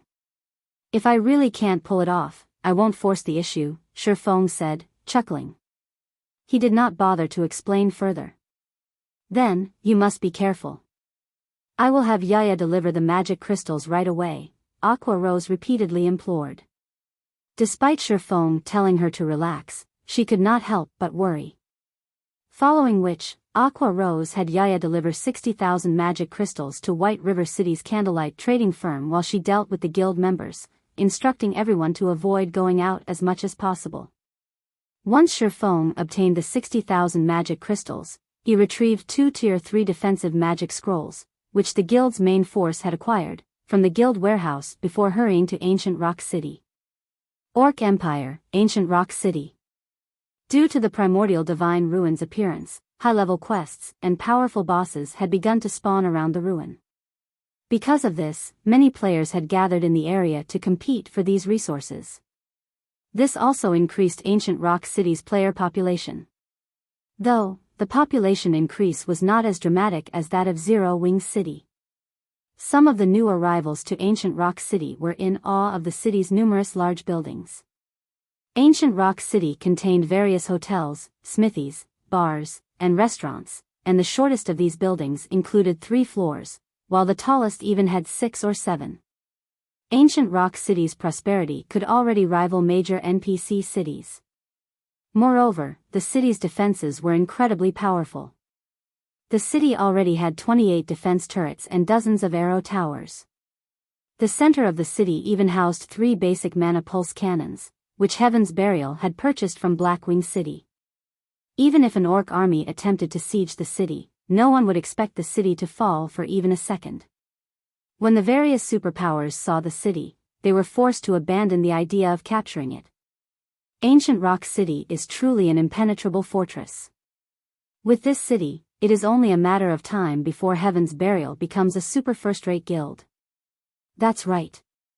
With the constant supply of funds from Ancient Rock City and the support from major corporations, many experts will likely attempt to join the guild. All Heaven's Burial needs now is time to develop. I know, right? I've heard that the evil demon army attacking Zero Wing right now also belongs to Heaven's Burial. You guys should see how powerful those evil demons are for yourselves. Ordinary experts are nothing before those Lord-ranked evil demons. Just one of them can easily wipe out a 20-man expert team, and the great Lord-ranked evil demons' combat standards can even rival ordinary experts. Even the various superpowers are afraid of Heaven's Burial now. If not for the other kingdoms and empires hunting down the evil demons, Zero Wing would have been annihilated already. Zero Wing sure is unlucky to have Heaven's Burial as an enemy. With this evil demon army against them, Zero Wing is finished. Although Zero Wing is not a weak guild by any means, it has crap luck to have crossed Heaven's Burial. I've heard that Heaven's Burial plans to recruit more members soon. Why don't we join Heaven's Burial after our meal? If we're late, it might become even more difficult to join the guild later. I guess you're right. Count me in. As the players in Ancient Rock City discussed Heaven's Burial, many expressed their admiration and envy. Heaven's Burial had both money and strength. It was only a matter of time before it took control of the several kingdoms neighboring the Orc Empire. Not even super guilds could stop the guild's growth now. Meanwhile, in Heaven's Burial's residence in Ancient Rock City, Singular Burial wore a delighted expression as he sat in his office. When he read the latest report, an indescribable joy filled his heart.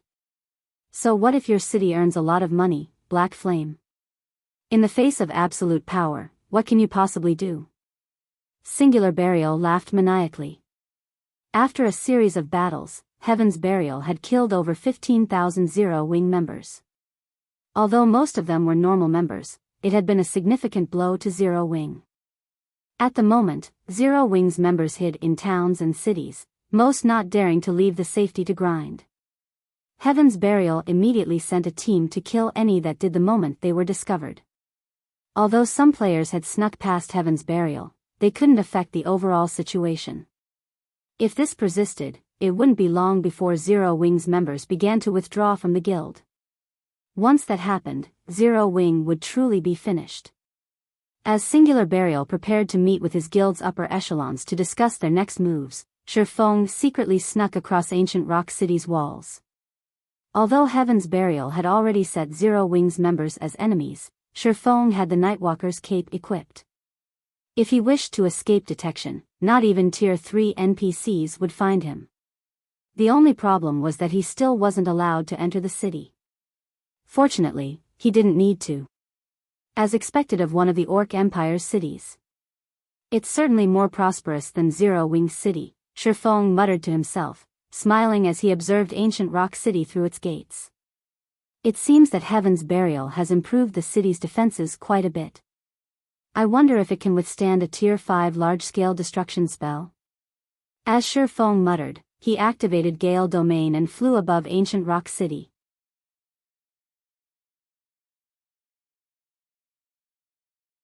Chapter 1641, Demon King's Descent. Chapter 1641, Demon King's Descent. 20-meter-tall walls surrounded Ancient Rock City, strengthened by magic runes. Even powerful players would not be able to scale these walls. Furthermore, a defensive magic array protected Ancient Rock City, so even if players managed to climb the walls, the magic array would stop them in their tracks. Normally, players could only enter Ancient Rock City through its main entrance. If players with nefarious intentions couldn't even break past these two defenses, they'd have no hope of getting past the NPCs patrolling the city, and their attempts would be for naught. Due to the Orc Empire's unique environment, players consumed stamina and concentration more quickly in the area. The only way they could recover their lost stamina and concentration was to enter a magic array-enclosed town or city. Currently, a long line of players waited patiently outside of Ancient Rock City's main entrance. They would only be permitted entry after they had been inspected by the city's NPC soldiers. This inspection is really annoying. Heaven's Burial actually refuses to let cloaked players into the city and is adamant that we reveal our identities. They're likely afraid of players from enemy factions sneaking into the city. There are so many superpowers keeping an eye on Ancient Rock City, and if they decided to take action within the city's walls, Heaven's Burial's losses will be no laughing matter. They're overly worried. Causing trouble in Ancient Rock City is easier said than done. Plenty of NPC soldiers and players constantly patrol the city. If anyone does anything odd, they'll likely die before they can do any actual damage. Indeed. Heaven's Burial is just being too careful.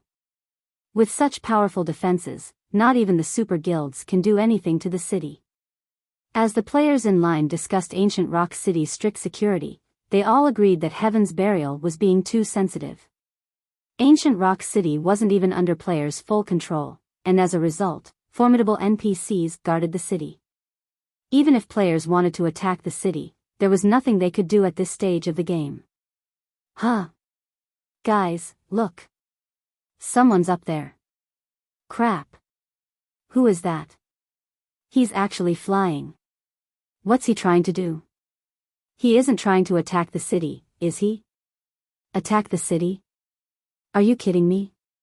Ancient Rock City's defensive magic array isn't just for show. Current players can't go up against it. He must be trying to get a better look at the city's situation. Who is that guy? He sure has guts. Isn't he afraid that Heaven's Burial will try to kill him? When the crowd queued up to enter Ancient Rock City saw the figure in the sky, they couldn't help their growing curiosity. The players outside of Ancient Rock City weren't the only ones to notice Shifeng. The players within the city's walls noticed him as well, and his appearance instantly caused a commotion. Meanwhile, in Heaven's Burial's residence, Guild Leader, someone has suddenly appeared above the city. By the looks of it, he seems to be a player, a level 49 ranger announced after entering the Guild Leader's office. Should we send the patrol squads to eliminate him? Normally, they didn't bother with players as long as they didn't try to cause any trouble. However, this unknown player dared to look down on Ancient Rock City from above. This was a blatant insult to Heaven's Burial. If they did not teach this player a lesson, it could impact the guild's prestige. Someone's looking down on the city from above? The Ranger's report surprised Singular Burial slightly. Do you know who it is? This was the first time they had encountered such an arrogant player since Heaven's Burial had taken control of Ancient Rock City. We've tried to investigate, but he's wearing a black cloak, so we can't see the player's identity, the Ranger said, shaking his head. Interesting. This person must be tired of life to act so wildly in Heaven's Burial's territory. Although I don't know what they intend to do, I don't want to see them leave this place alive. Notify our subordinates immediately and have them display the guild's strength, Singular Burial said, sneering as he looked at the cloaked image of Shifeng. Understood. The Ranger left to notify the NPC and player patrol squads to take action. Normally, NPC soldiers wouldn't take long to deal with an intruder when an enemy appeared in a city, but since this mysterious individual had hidden his identity and hadn't done anything just yet, they'd only be prevented from entering Ancient Rock City. The NPCs would not attempt to remove the player. However, these NPCs would launch an attack if they received a direct command. Current players were little more than flies to level 100 NPCs. Shortly after Singular Burial issued the command, the NPCs on the city walls set their sights on Shifeng as he hovered above the city. One of the Tier 3 commanders immediately launched a Tier 3 spell, while the Tier 1 soldiers beside him pulled out their bows and fired at Shifeng. It seems that Heaven's Burial is really angry. They actually commanded the NPCs to attack. That person is in for a beating. I know, right? It really makes you wonder what is going through that person's mind. Does he really think Ancient Rock City's NPC soldiers there for decoration? As everyone watched the Tier 3 spell and hundreds of arrows soar towards the hovering intruder, Shifeng finished his preparations. He then unfurled the Tier 3 defensive scroll in his hands and activated it. Immediately, dark blue streams of air danced around Shifeng, encasing him.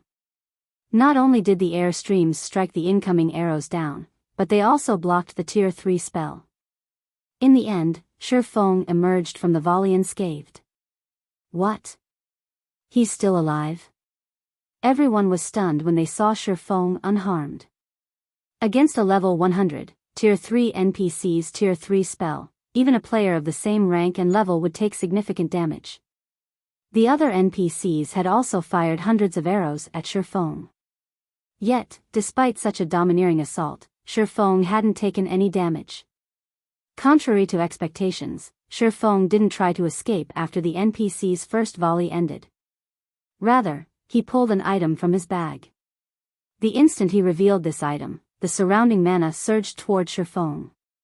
As he began to chant an incantation, the mana around him concentrated into liquid. In seconds, a pitch-black magic array, covering a 2,000-yard radius, appeared above Ancient Rock City.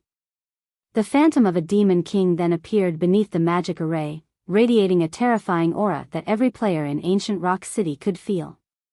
What a powerful spell. What is that person trying to do?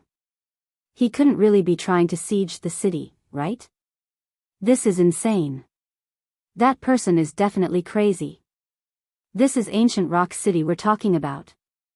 What can one player like him possibly do to the city's defensive magic array? Ancient Rock City's players didn't panic in the least as they watched the pitch-black magic array above the city. Rather, they were confused.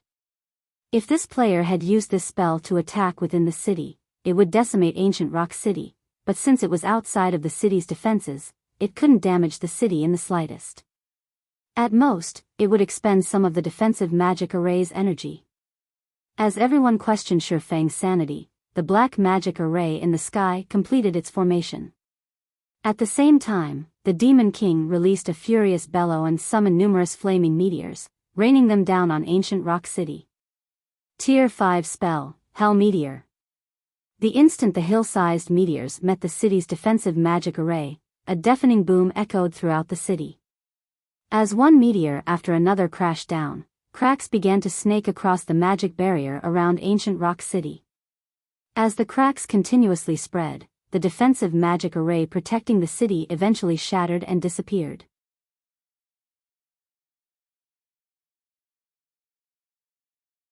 Chapter 1642, Shocking All Sides. Chapter 1642, Shocking All Sides. As the players within the city watched the defensive magic array around Ancient Rock City transform into particles of light and disappear, their expressions froze.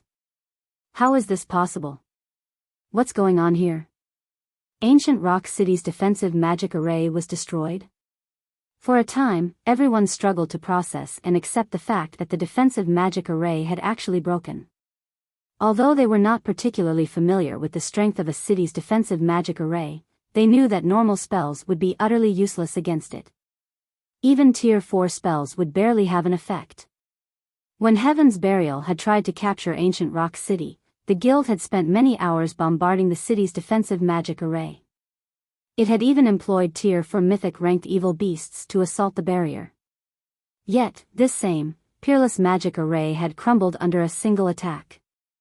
It felt like some kind of joke. What did that person do? Is he some kind of high-tiered NPC? Curiosity filled Ancient Rock City's players as they watched Shi Feng's cloaked figure. Meanwhile, the eyes of the various players from visiting superpowers within the city glowed as they watched the defensive magic array fall. A chance. This is our change. Quick. Notify the guild leader. Thus far, the superpowers hadn't given up on securing Ancient Rock City for themselves. Its daily income was so astronomical that not even super guilds could ignore the temptation. However, nobody had been able to do anything against the city. Its defenses were simply too powerful. Aside from the city's level 100 NPCs, the city's defensive magic array was impossible for these superpowers to overcome. They'd also have to contend with the defensive magic array protecting the city lord's mansion. Now, however, Ancient Rock City's defensive magic array was gone. City's defensive magic arrays weren't like the defensive arrays players could summon with magic array scrolls. Once shattered, the protective barrier would need a long time to reform. Depending on the mana supply, forming another magic array could take anywhere from 24 to 48 hours. During this time, Ancient Rock City would be without the protection of a defensive magic array. Aside from the city's defensive structures, the various superpowers only had to overcome the NPCs defending the city. It was entirely possible to steal Ancient Rock City out from under Heaven's Burial. The various superpowers members who rested in Ancient Rock City immediately contacted their supervisors to report the city's situation. In almost no time, everyone had heard the news of Ancient Rock City's defensive magic array shattering, causing quite a commotion among the various major powers in the Orc Empire. What? Someone has broken Ancient Rock City's defensive magic array? How did they do it? Hurry up and look into it. We must know that person's identity. This is a good opportunity. Heaven's Burial has been relying on Ancient Rock City to suppress us in the Orc Empire. Now that the city has lost its defensive magic array, we definitely have a chance of taking Heaven's Burial's place. Mobilize all of our members in the Orc Empire and tell them to gather in Ancient Rock City. Call in all of our elite members grinding elsewhere, too. We can't let the other guilds get ahead of us. For a time, the various superpowers developing in the Orc Empire began to gather their forces in Ancient Rock City. 24 hours was more than enough for their forces to make it to Ancient Rock City. Without the defensive magic array in their path, they just needed to distract the NPC soldiers and destroy the City Lord's tablet, which was inside the City Lord's mansion. Once that was complete, the city would become ownerless, and a city order would appear. If they could get their hands on that city order, they would claim Ancient Rock City for themselves. Meanwhile, silence dominated the guild leader's office in Heaven's Burial's residence. When Singular Burial had initially looked out his office window and noticed the absence of the city's defensive magic array, he had been stunned for a long moment. Once he recovered from the shock, his expression turned somber as he radiated a chilling aura that even decreased the room's temperature. Everyone in the room shuddered as this aura overwhelmed them. Kill. Kill him. I don't care who he is. I want him dead. Dead. Singular Burial bellowed as he glared at Shifeng's figure hovering over the city. Ancient Rock City was Heaven's Burial's foundation. The guild had sacrificed too much to obtain it. Now that the city's defensive magic array had fallen, the various superpowers, which had eyed Ancient Rock City for a while, wouldn't miss this opportunity. They would launch fervent assaults against the city, and although Singular Burial was confident that his guild could repel these usurpers, Heaven's Burial would suffer immeasurable losses in the upcoming battle. It might even cripple the guild's development. Understood. Finally, everyone reacted and rushed out of the office. At first, they had assumed that they were dealing with some insignificant lunatic, but that lunatic had actually shattered Ancient Rock City's defensive magic array and threatened Heaven's Burial's foundation. After Singular Burial issued the command, every NPC in Ancient Rock City dashed toward Shifeng, hurling all kinds of ranged attacks. At the same time, the city's defense turrets and arrow towers began to bombard the flying swordsmen. But despite such powerful attacks flying at him from different directions, Shifeng didn't try to evade them. Instead, he flew straight towards the City Lord's mansion. With Gale Domain active, Shifeng's movement speed was ridiculously high, and as a result, very few attacks managed to reach him. When an attack did reach him, the streams of dark blue air revolving around Shifeng struck it down before it could deal any real damage. What's that person trying to do? Is he not going to flee? He seems to be heading towards the City Lord's mansion. He couldn't be. When the city's players realized where Shifeng was heading, they considered a possibility. Although they thought that the chance of such an occurrence was minuscule, and the action was utterly suicidal, they couldn't help but shudder at the thought. Sieging the City Lord's mansion. No matter how they thought about it, no single player could achieve this feat. The City Lord's mansion had its own defensive magic array. Only, it didn't require as much energy as the barrier that protected the entire city. Even so, Tier 3 or 4 attacks couldn't easily bring it down. Could he be capable of using that spell again? Everyone gulped in trepidation at the thought. The spell Shifeng had used was absurdly powerful. The fact that he had already used it once was impressive enough. It would simply be unfair if he could use it again. No. He definitely can't use that kind of spell a second time. He must be bluffing. Singular Burial's eyes were bloodshot as he watched Shifeng soar closer to the City Lord's mansion, refusing to believe that such a thing was possible. It wasn't long before Shifeng stopped above the City Lord's mansion. With his lips curing into a smile, he raised the Demon King's horn once more and sacrificed another 30,000 magic crystals to the item. Suddenly, the same gigantic, pitch-black magic array appeared enveloped the City Lord's mansion. A Demon King's phantom then materialized beneath the array. No. This is impossible.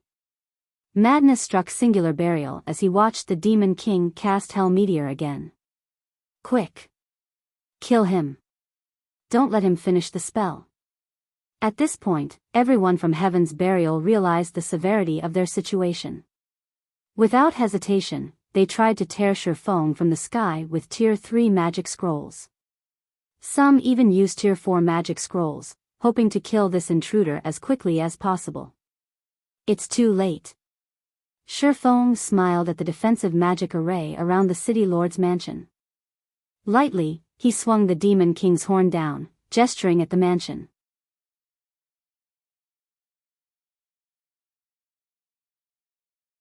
Chapter 1643, Destroying a City Alone.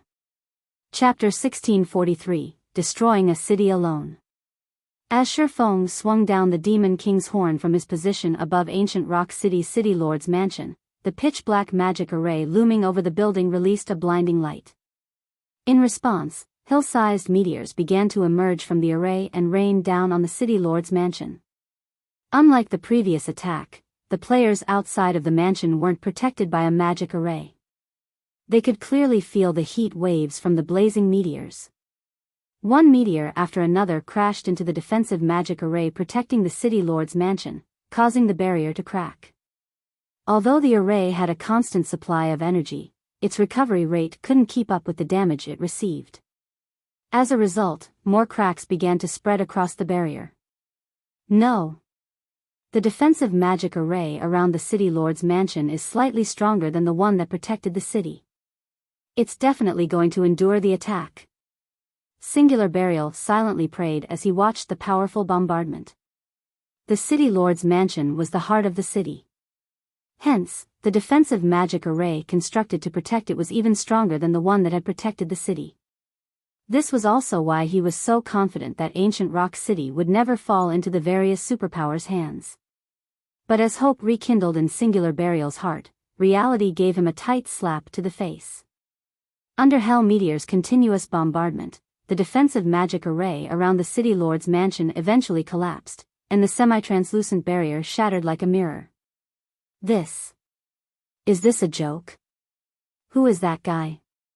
He actually destroyed 2 defensive magic arrays in a row. How is this possible?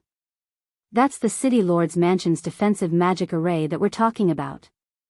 Even several mythic monsters would need to attack it for a long time to destroy it. What kind of spell did he just use? The crowd in Ancient Rock City was stupefied as they watched the spectacle before them. Even Heaven's Burial's members had forgotten to attack the intruder as they stared at the now unprotected city lord's mansion with dumbfounded expressions. Nobody could believe their eyes. Not even the city lord's mansion's defensive magic array could stop Shifeng's attack. What these players didn't know was that the attack Shifeng had executed with the Demon King's horn contained a Demon King's full power.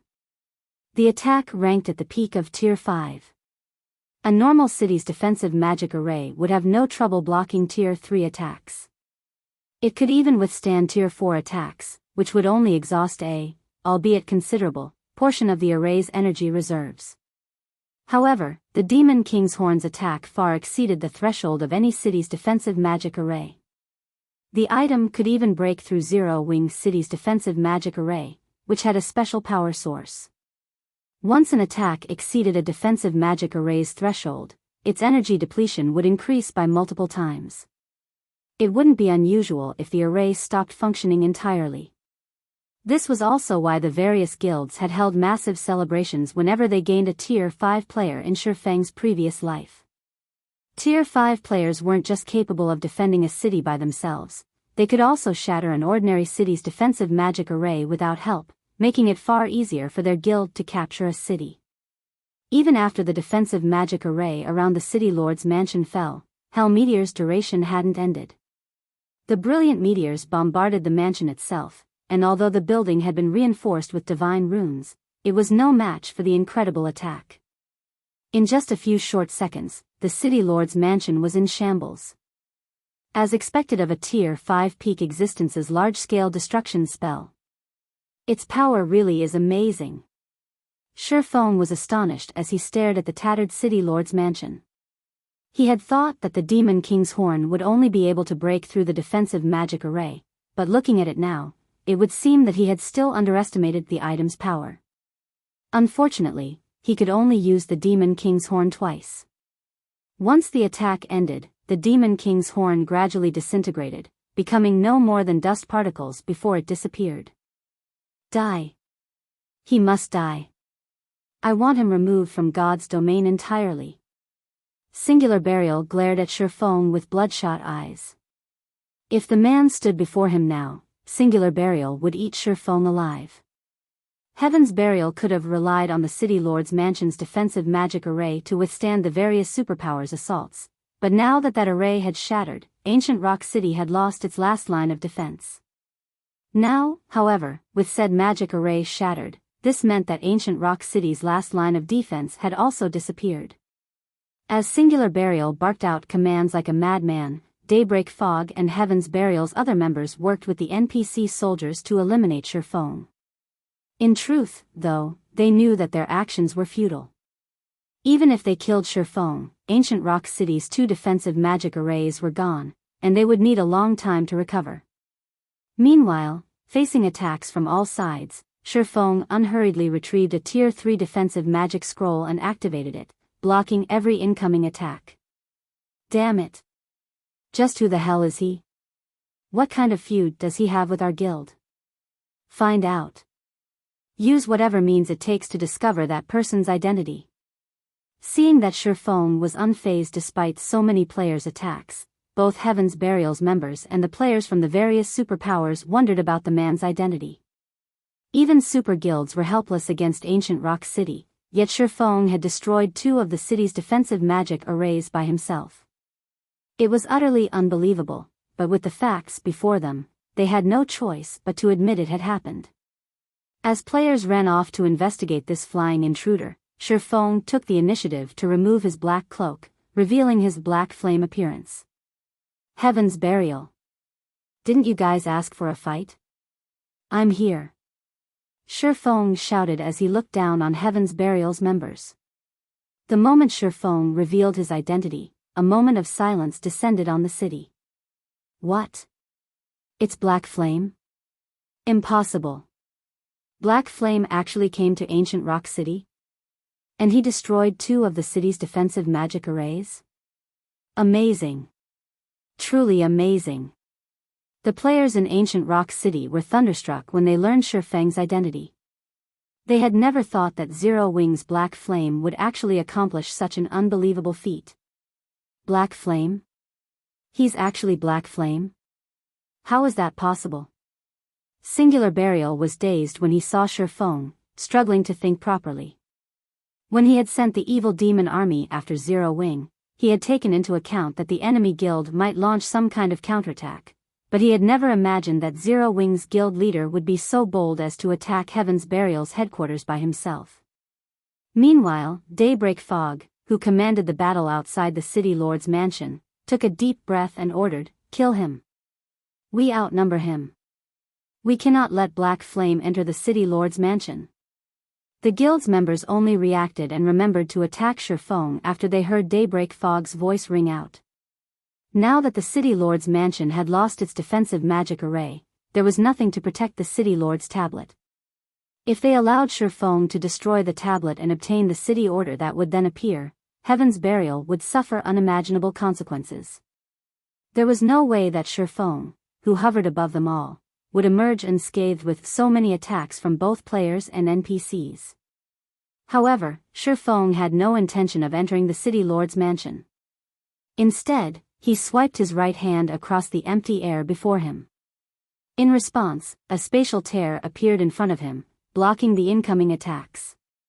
Before every player's eyes in Ancient Rock City, Shifeng entered the spatial tear and vanished.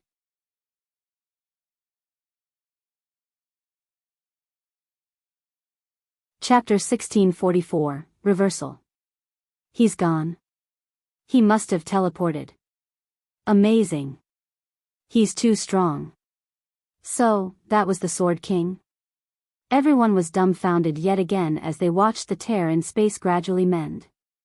Shifeng had certainly given them a shocking show. First, he had attacked Heaven's Burial's main headquarters by himself and destroyed 2 of Ancient Rock City's defensive magic arrays.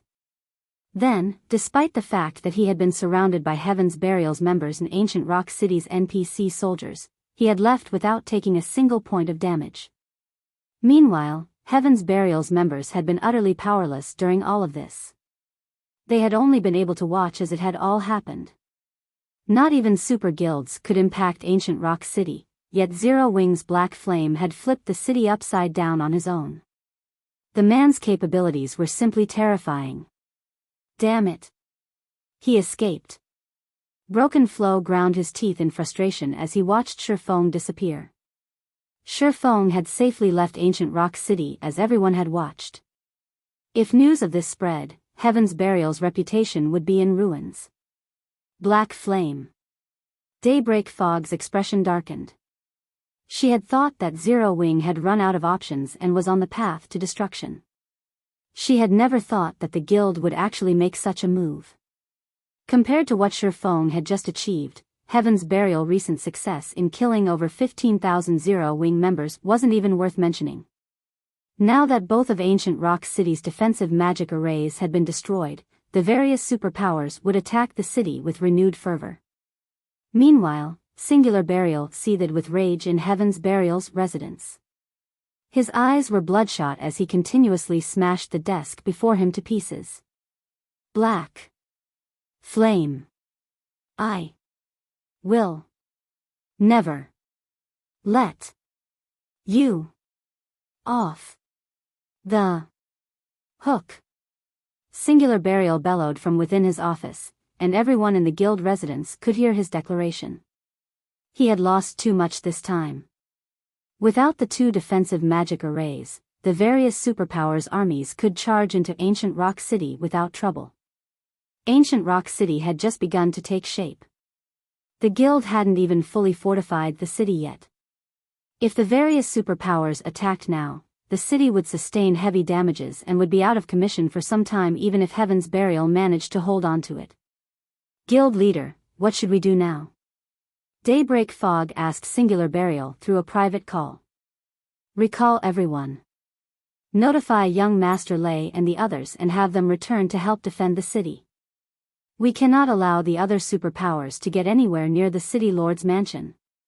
Singular Burial instructed once he had calmed slightly. Although he wanted nothing more than to hunt Shifeng down and decimate Zero Wing City, fending off the superpowers' armies was far more important right now. Zero Wing, just you wait. Sooner or later, I will have my revenge. After Singular Burial finished issuing his commands, he took another look at the video before him. It replayed Shifeng's reign of destruction as he eliminated the defensive magic array around the City Lord's mansion. Shifeng's latest actions had caused Heaven's Burial plenty of trouble. It would also delay Zero Wing's destruction by quite a while. However, it didn't change Heaven's Burial's overwhelming advantage over Zero Wing. After Shifeng had destroyed the two defensive magic arrays in Ancient Rock City, news of his feat quickly spread throughout the several kingdoms and two empires neighboring the Orc Empire. Amazing. He actually made such a mess of Ancient Rock City by himself. Galaxy Past could not help but laugh when he read the urgent report his subordinate had sent. The various superpowers' armies will have a greater chance of securing the city now. So, this is the rumored Sword King? He really is something, Cuttlefish, from the Crimson Emperor Guild, muttered, chuckling as he watched the battle video. This has definitely created an opportunity for Crimson Emperor. Meanwhile, in the Dragon Phoenix Pavilion's residence on Thunder Island, Blue Phoenix, who wore a set of elegant, dark purple mage robes, burst into the guild leader's office, wearing an excited expression. Big sis Rain, big news. Black Flame has single-handedly destroyed Heaven's Burial's Ancient Rock City.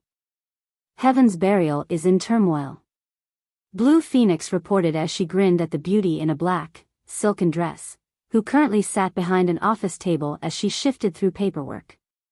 How is that possible? Ancient Rock City's defensive magic array can easily withstand Tier 4 attacks. Phoenix Rain paused, looking up from her work to give Blue Phoenix a skeptical look.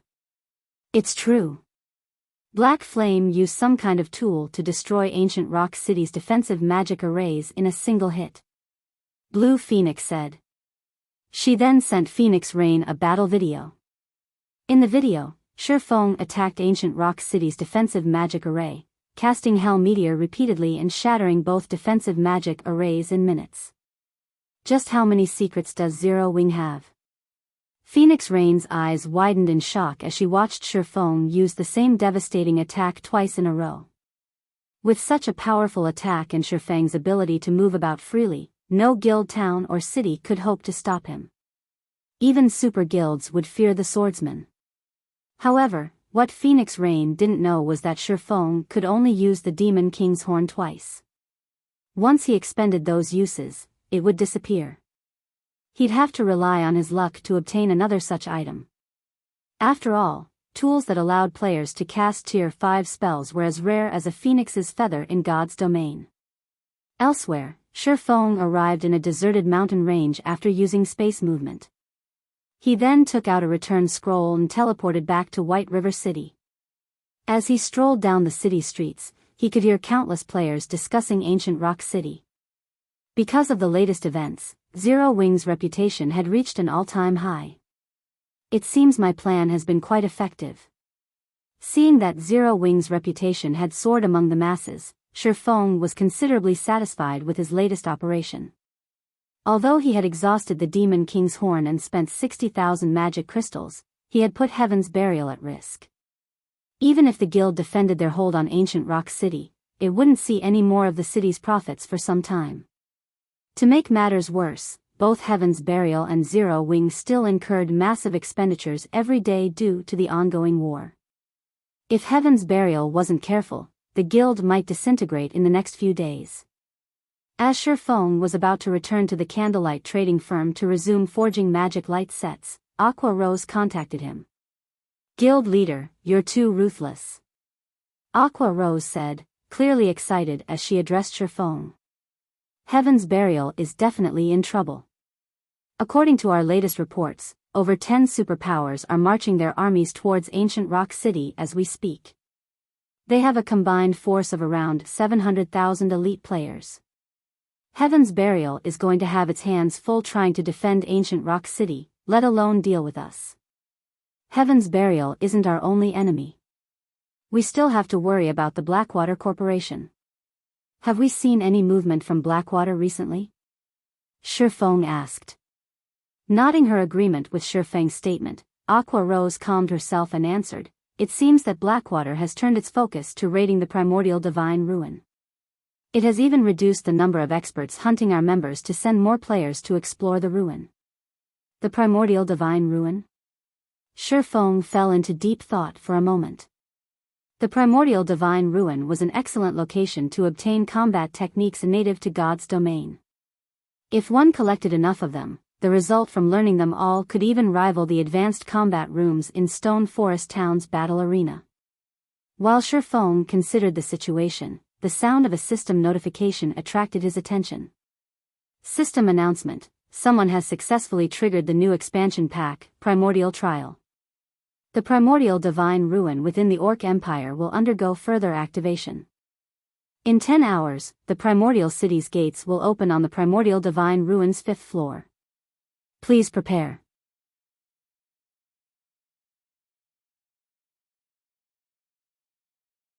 Chapter 1645, Primordial City.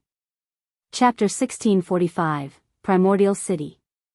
Shifeng wasn't the only player to receive the system notification.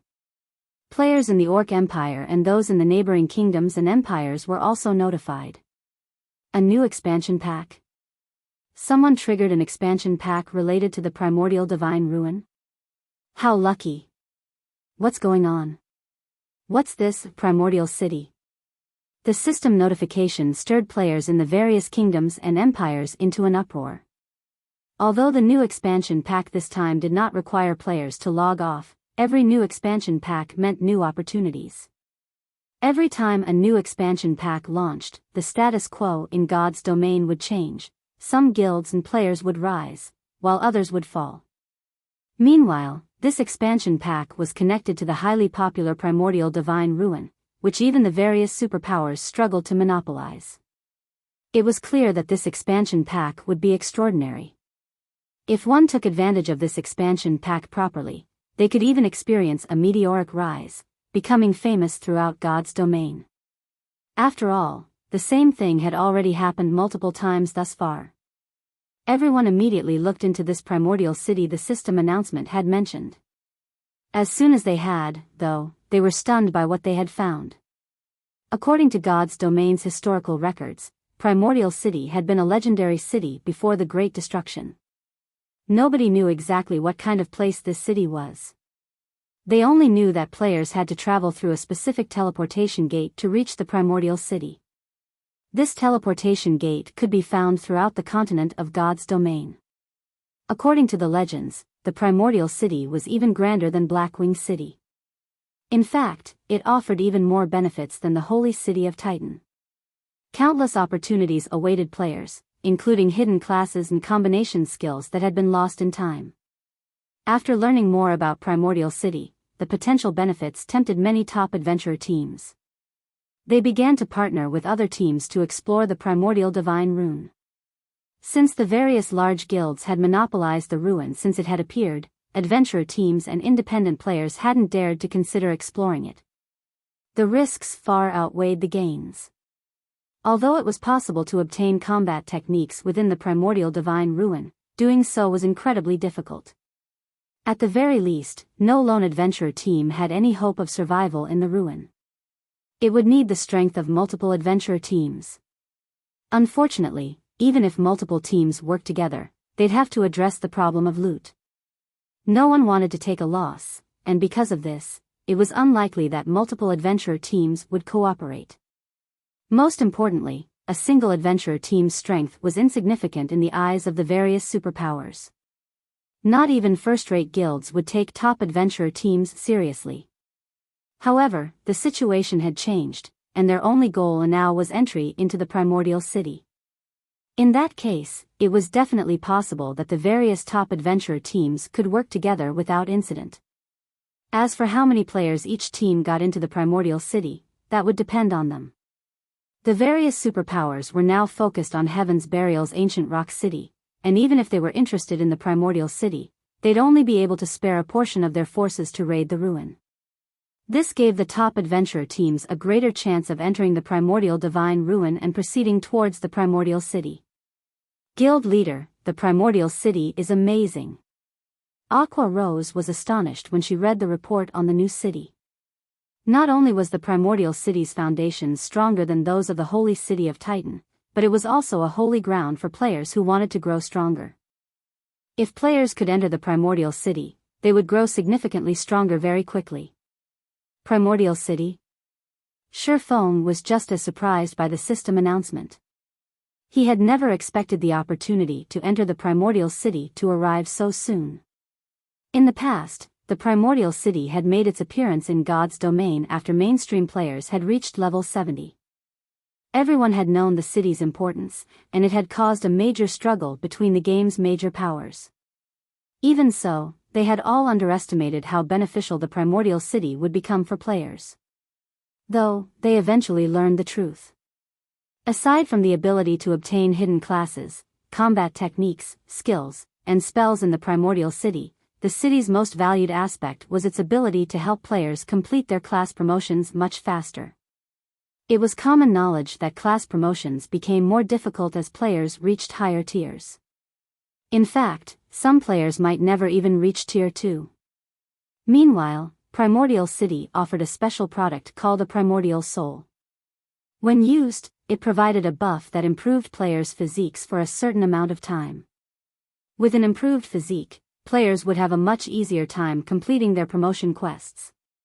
As for using the Primordial Soul for PvP, that was not possible. This was because the Primordial Soul's buff would vanish the moment any other players were within 1,000 yards of the user.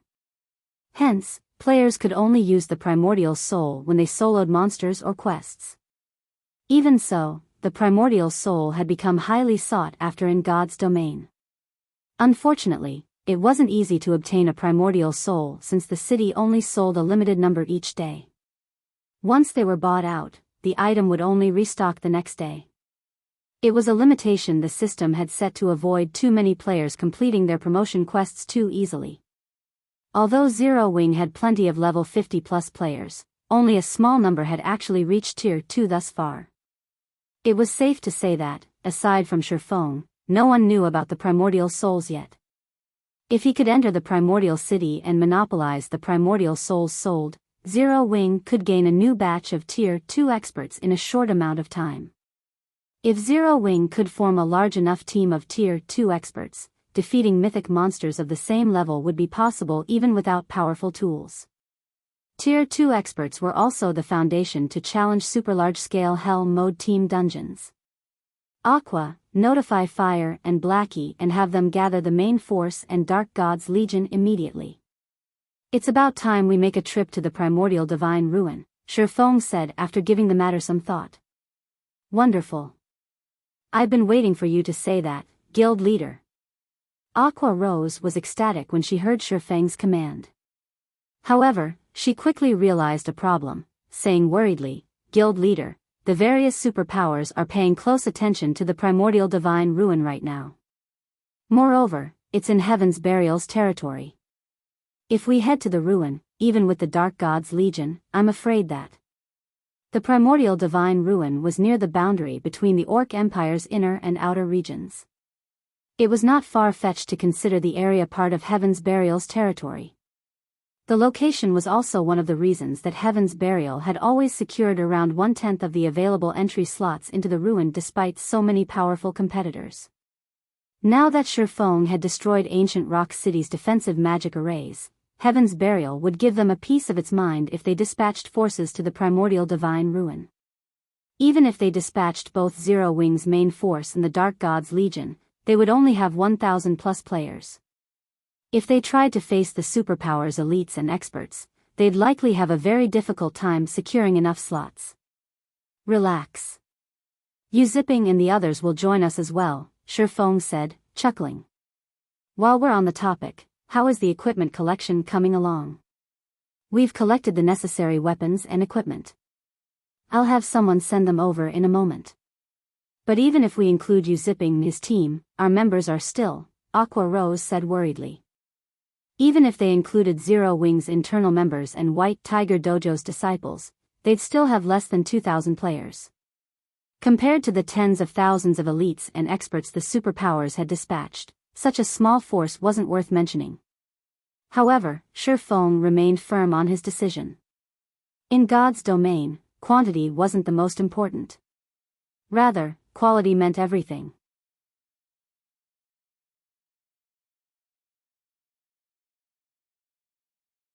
Chapter 1646, Team Strengthens. Chapter 1646, Team Strengthens. After receiving Aqua Rose's answer, Shifeng disconnected the call and focused on forging magic light sets. He only had 10 hours before the Primordial City's gates opened, which coincided with the Primordial Divine Ruin's activation time. It would not be easy to put together a powerful team in so little time, so he needed to make use of every second. Meanwhile, Aqua Rose contacted Zero Wing's members. She also sent someone with the level 50 weapons and equipment to White River City, instructing them to hand the items over to Zipping and the others. With this, Zero Wing instantly gained nearly 700 powerful experts.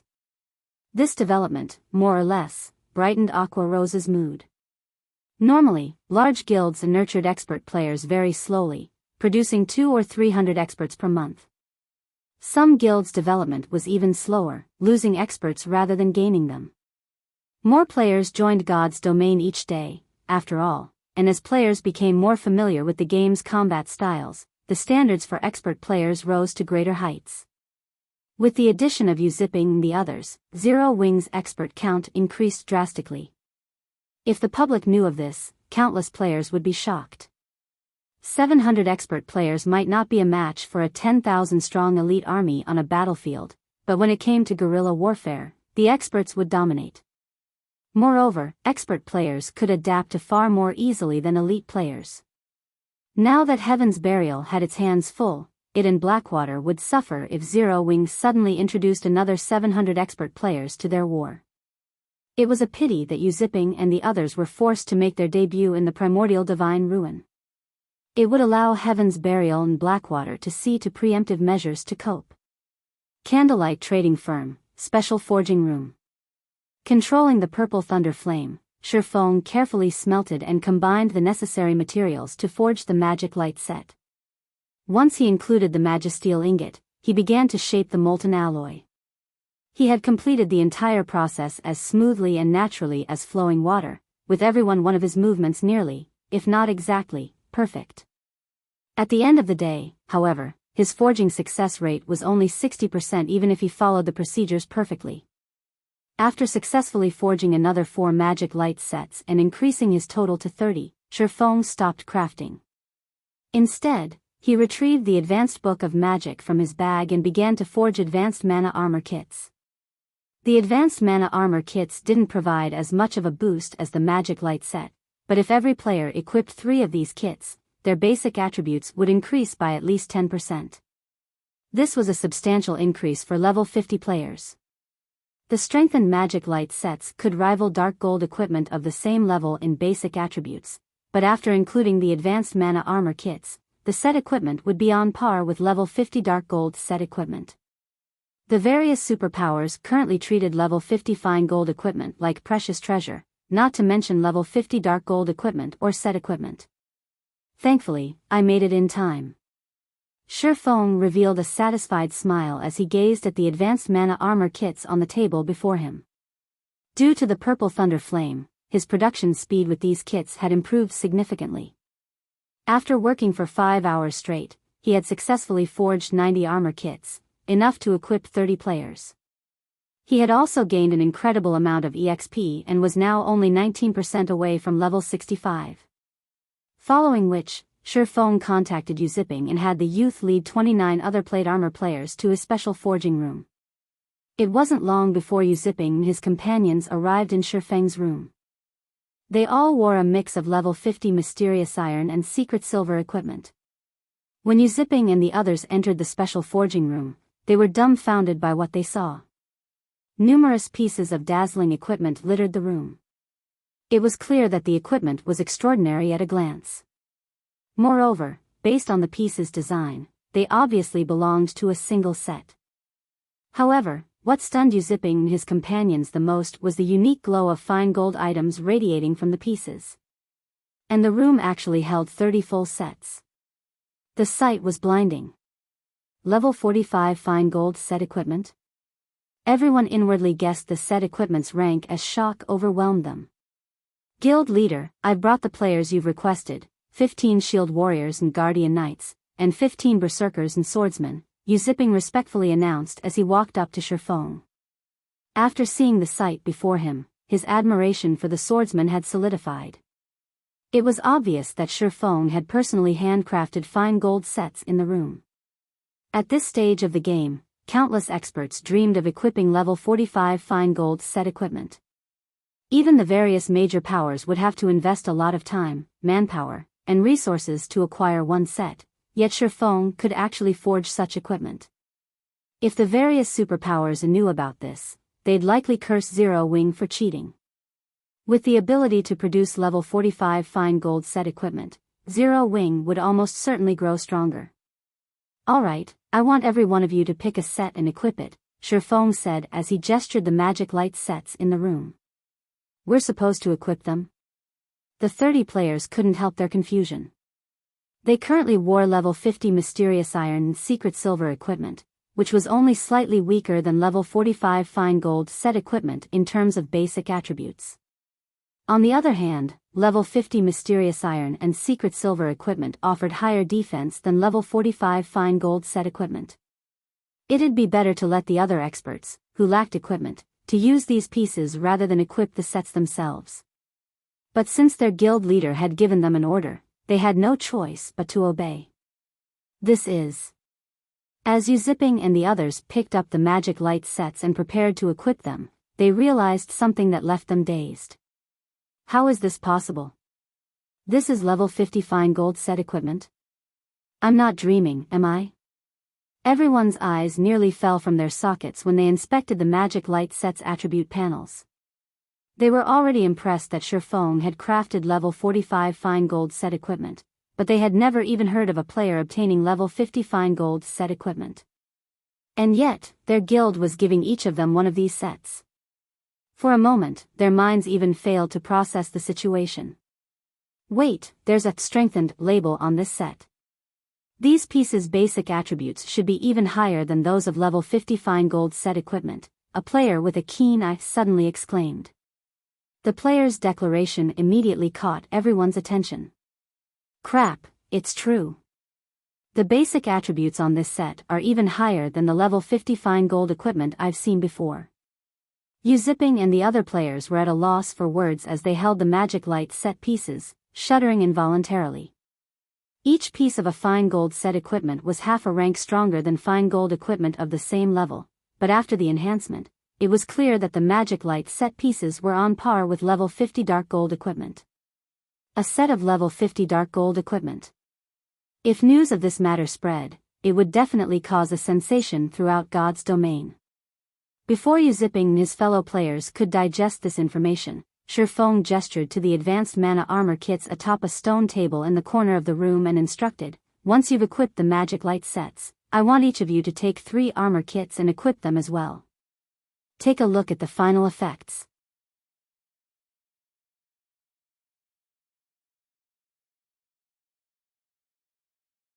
Chapter 1647, Zero Wing appears. Chapter 1647, Zero Wing appears. When Shifeng finished speaking, Zipping and the others turned towards the advanced mana armor kits, their eyes bulging and bloodshot. Although they weren't the guild's frontline members, they knew how valuable the advanced mana armor kits were. After all, only Shifeng was capable of crafting these armor kits. There was an extremely limited number available, and even guild members struggled to purchase them with GCPs. Not only did guild members have to spend an exorbitant amount, but they also needed to be elite members or higher to purchase the advanced mana armor kits. In addition, each player was limited to 3 armor kits. Even now, the various major powers offered extraordinary prices to purchase advanced mana armor kits.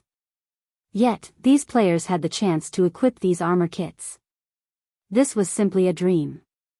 However, when they thought about how each of them had just received a magic light set, they quickly recovered their senses. Amazing! These basic attributes are incredibly high. That's right. My basic attributes have risen by over 30% with everything equipped. I'm pretty sure that I can even put up a fight against a peak expert now.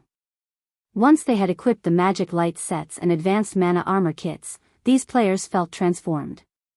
An indescribable sense of power filled their bodies.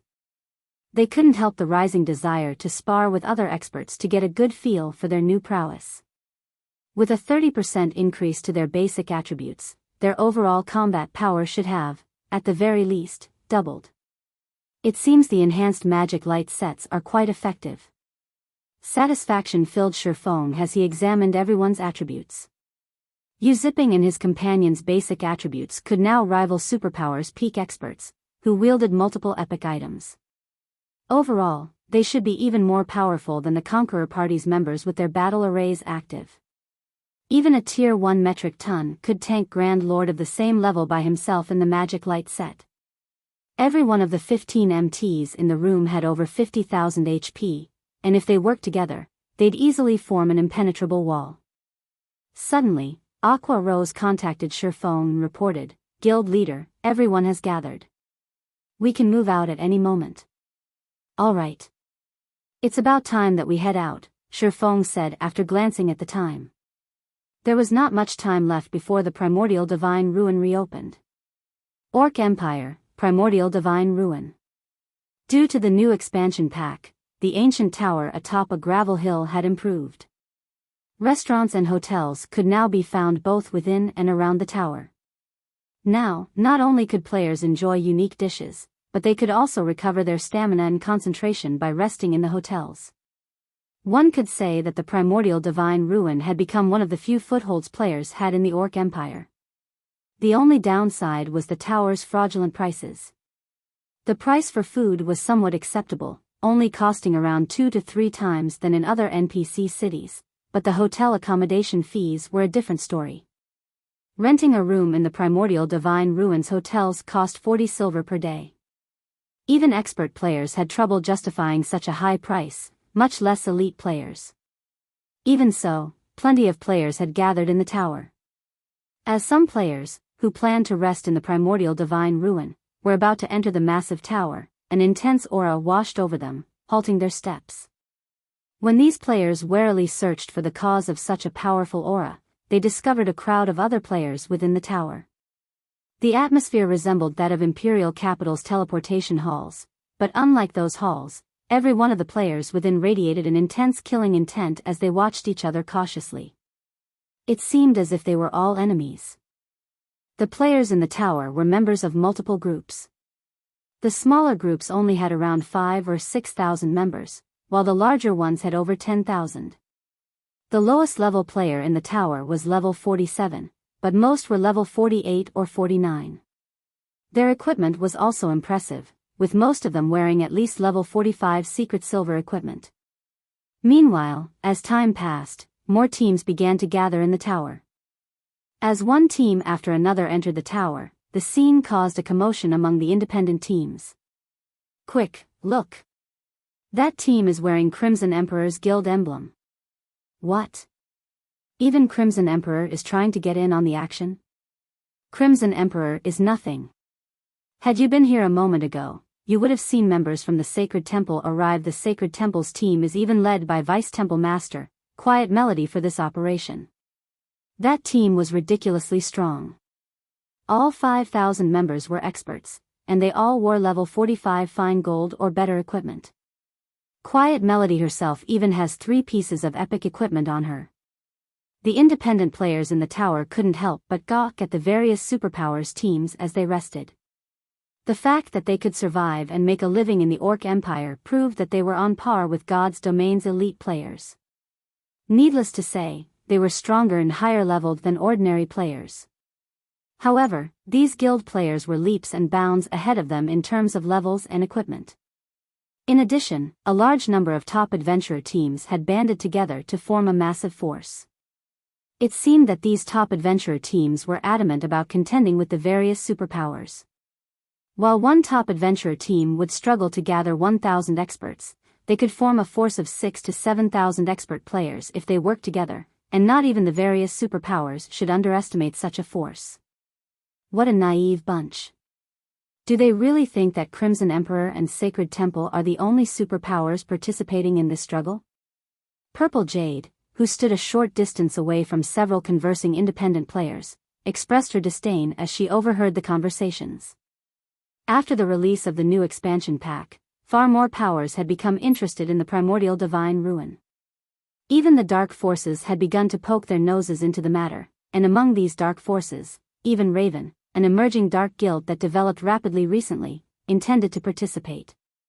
Although Raven had only dispatched 8,000 members to the primordial divine ruin, every one of these members was an expert. Moreover, they radiated intense killing intent. They were clearly murderous experts that had long since grown comfortable with fighting other players. Even Purple Jade felt threatened by Bloodsucker, the leader of Raven's team. Judging by the man's aura, his combat standards should be no weaker than Yuan Tixin's, who held a commander-level position in the secret pavilion. A lot of powers have definitely gathered here, but when the competition for the entry slots begins, we should avoid provoking Blackwater and Heaven's Burial's members as much as possible. Do you understand? Yuan Tixin warned Purple Jade seriously. Don't provoke them. Is it because they have the home ground advantage? Purple Jade asked. As many as 3 super guilds had gathered in the tower, including Pantheon, King's Return, and the Sacred Temple.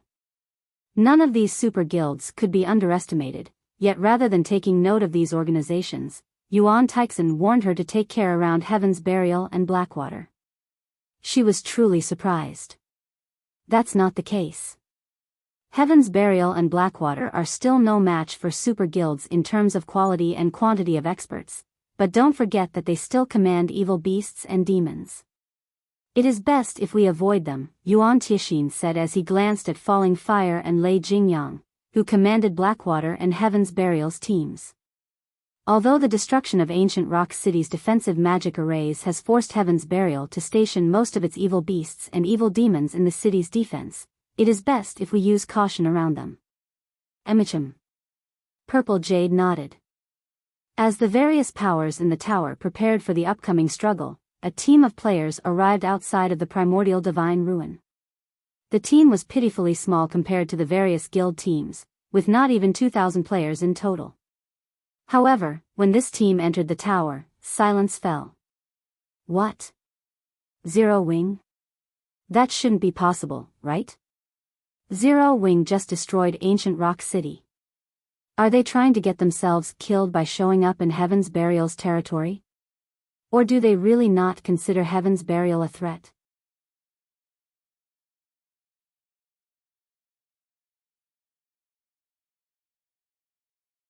Chapter 1648, Surge of Experts. Chapter 1648, Surge of Experts. As Zero Wing entered the Primordial Divine Ruin, every player in the tower turned towards its entrance. The culprit for the destruction of ancient Rock City's defensive magic arrays was none other than Zero Wing. One could say that Heaven's Burials hated the guild to their very core. If the guilds hadn't needed to station most of its evil beasts and evil demons in ancient Rock City to defend against the various superpowers invading armies, it likely would have launched a frenzied counterattack on Zero Wing by now. Yet, Zero Wing's members dared to show up in the Orc Empire, Heaven's Burial's territory. The guild had even gone so far as to travel all the way to the Primordial Divine Ruin. Just how bold are Zero Wing's members? Don't they know that Heaven's Burial could mobilize thousands of elite members to surround the Primordial Divine Ruin if it wanted to? Maybe they think Heaven's Burial can't touch them now that the guild is busy fending off the superpowers' armies. Even so, isn't Zero Wing underestimating the fight for access to the Primordial Divine Ruin? It sent less than 2,000 players. Does it really think that it can achieve anything with so few members? I wonder how Heaven's Burial's members will react. With how few players Zero Wing sent, the force Heaven's Burial dispatched should be more than enough to take them out. Everyone spoke in hushed whispers as they watched Zero Wing's members approach the tower. Uncle Yuan, what do you think is going through Black Flame's mind? This is the Primordial Divine Ruin. Even if Heaven's Burial can't use its full force right now, it still has command of the evil beasts and demons. Even a small force of those monsters will be enough to put Zero Wing's team through hell, Purple Jade wondered as she watched Shifeng, who led Zero Wing's team, with a confused look. One of the reasons that the various superpowers dared to invade ancient Rock City was their significant numbers. Combined, their armies included over 700,000 players. Even if Heaven's Burial controlled evil beasts and evil demons, how many players could those monsters possibly hold back? As long as they wished it, the various superpowers could send their forces to circle the defending evil beasts and evil demons while they charged for the City Lord's mansion. With the evil beasts and demons' massive forms, they couldn't enter the mansion itself. Once the various superpowers got their members inside, not even an infinite number of evil beasts and demons could stop them. Heaven's Burial would have to rely on players and NPCs to hold the City Lord's tablet. Moreover, it was very difficult to protect a city with evil beasts and evil demons. At the end of the day, the human race was the evil god's temple's mortal enemy. If human NPCs encountered anything connected to the evil god's temple, they'd move to exterminate it immediately. In fact, there was a very high chance that ancient Rock City's NPC soldiers would disregard the invading players and attack the evil beasts and demons instead, accomplishing the opposite effect. This was also why the various superpowers dared to attack ancient Rock City. However, it was a different story in the fields and the Primordial Divine Ruin.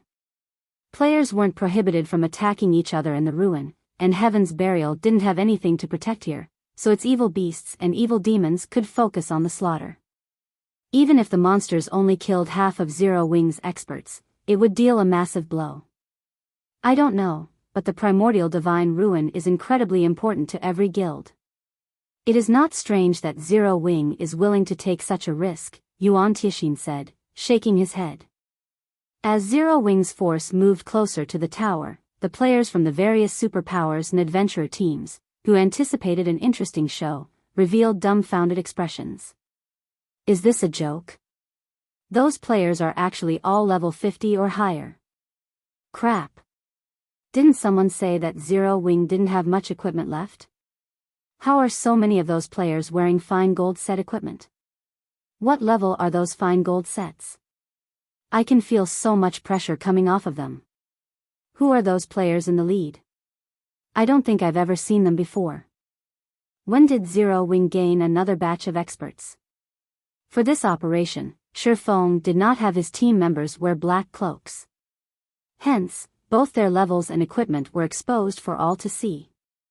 At this stage of the game, only an extremely small number of players had managed to reach level 50. First-rate guilds only had around 30 to 40 level 50 players, and the various superpowers only had 300 to 500. Yet, every player in the team of nearly 2,000 that Zero Wing had dispatched to the ruin was level 50 or higher. Some were even level 52. This was simply unbelievable. Moreover, Zero Wing's members wore dazzling equipment. The 30 unfamiliar players at the lead even wore the same fine gold set equipment. The aura they radiated was akin to a ferocious beast that had just been released from its cage. Wearing the magic light sets, which were even stronger than level 50 dark gold equipment, Zipping and the others' basic attributes were even higher than a Lord-ranked monster of the same level. A Lord-ranked monster might not be a tough opponent for the players in the Primordial Divine Ruin, but it was a different story if it were a player with the attributes of such a monster. Such a player could easily solo an elite party. Even the superpowers commander-level individuals felt an immense pressure wafting from Zipping's group.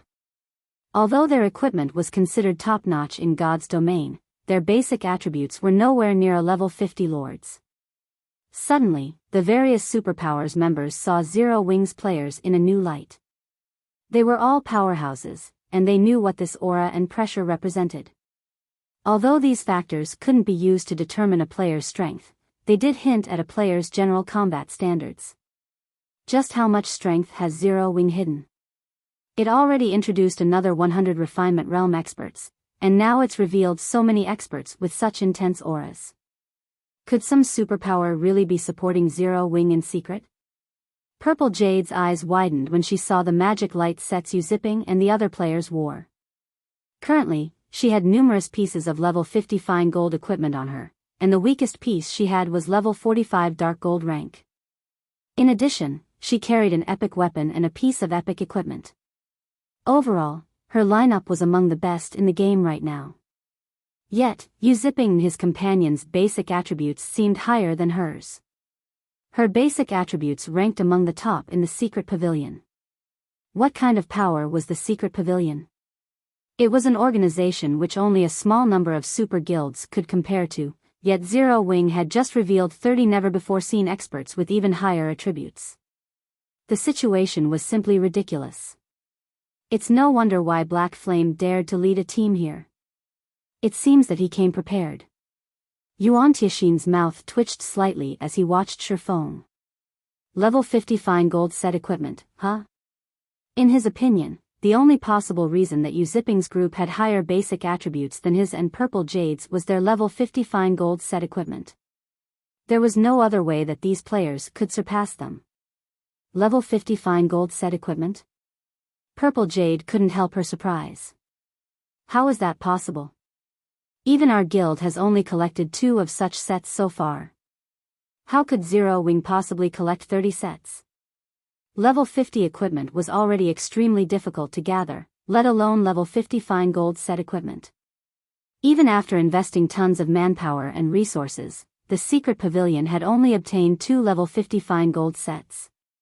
What means did Zero Wing, a guild that was many times weaker than the secret pavilion, possibly employ to obtain 30 such sets? Don't forget that Black Flame is a master forger. It is very likely that he crafted the level 50 fine gold sets, Yuan Tiexin said, his expression turning somber. Truthfully, even he struggled to believe it. It wouldn't be surprising if Shifeng were simply a master forger, but a master forger capable of mass-producing level 50 fine gold set equipment held an entirely different meaning.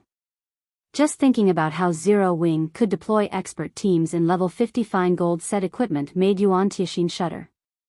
As players discussed the possible power behind Zero Wing, dense killing intent radiated from Heaven's Burial's team, which stood not far from Zero Wing's members. Zero Wing. They actually dare to show up here. Lei Jingyang frowned, a cold glint flashing in his eyes as he glared at the enemy players. Do they really think we'll just stand by and watch?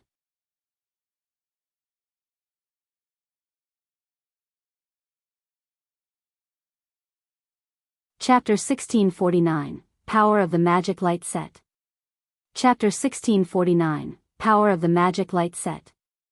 Inside the tower, as Shifeng's group approached the teleportation zone, which would teleport players into the Primordial Divine Ruin when it activated, the killing intent Heaven's Burial's members radiated grew more intense. In fact, Heaven's Burial's members weren't the only ones to react this way. Players from the various superpowers all warily eyed Shifeng's group as they rested near the teleportation zone. Ha ha ha. This is going to be interesting. Zero Wing's members are trying to get themselves killed. Don't they know that the closer they get to the teleportation zone, the more likely it is that someone will target them? That might be the case. I remember that, during the previous struggle, several guilds had waited beside the teleportation zone, ignorant of the risk. As soon as the fight began, the various superpowers took those guilds out. Zero Wing can't possibly think that it will get into the Primordial Divine Ruin with less than 2,000 experts, right? The various major powers reacted with surprise and ridicule as they watched Zero Wing's team get closer to the teleportation zone. As the areas around the teleportation zone provided a terrain advantage during the struggle to enter the ruin, the 5 superpowers, which had fought for slots since the very beginning, monopolized it. Now that even more superpowers were getting involved, the competition had become more intense. The various superpowers might tolerate another superpower so close to the teleportation zone, but there was no way they'd allow anyone weaker to stand beside them. When the struggle for the entry slots began, Zero Wing would likely become their first target. If that happened, Zero Wing's outcome would be tragic. Every superpower involved had brought a minimum of 6,000 players, all of which were experts. Some of these teams were even led by several peak experts. Being targeted by just one of these teams would be enough to make a first-rate guild situation precarious. If multiple superpowers targeted the same team, they could eliminate a first-rate guild from the competition instantly. Boss, should we take action? A level 50 assassin in silver leather armor asked Lei Jingyang as he nodded towards Shifeng and the other players from Zero Wing. Although Zero Wing had only dispatched experts to the Primordial Divine Ruin, the team had less than 2,000 members. On the other hand, Heaven's Burial had dispatched 3,000 experts and 10,000 elites. It had even sent the entire Thunder Legion. Annihilating 1,000 or 2,000 experts would be a piece of cake for them. Furthermore, Blackwater had sent along 4,000 of its experts. With this, they had a combined force of 7,000 expert players and 10,000 elite players. Zero Wing's team had no chance of victory. Brother Fire, what is your opinion on the matter? Lei Jingyang asked as he turned towards the handsome man beside him. This handsome man was none other than Falling Fire, the vice commander of Blackwater's third main force.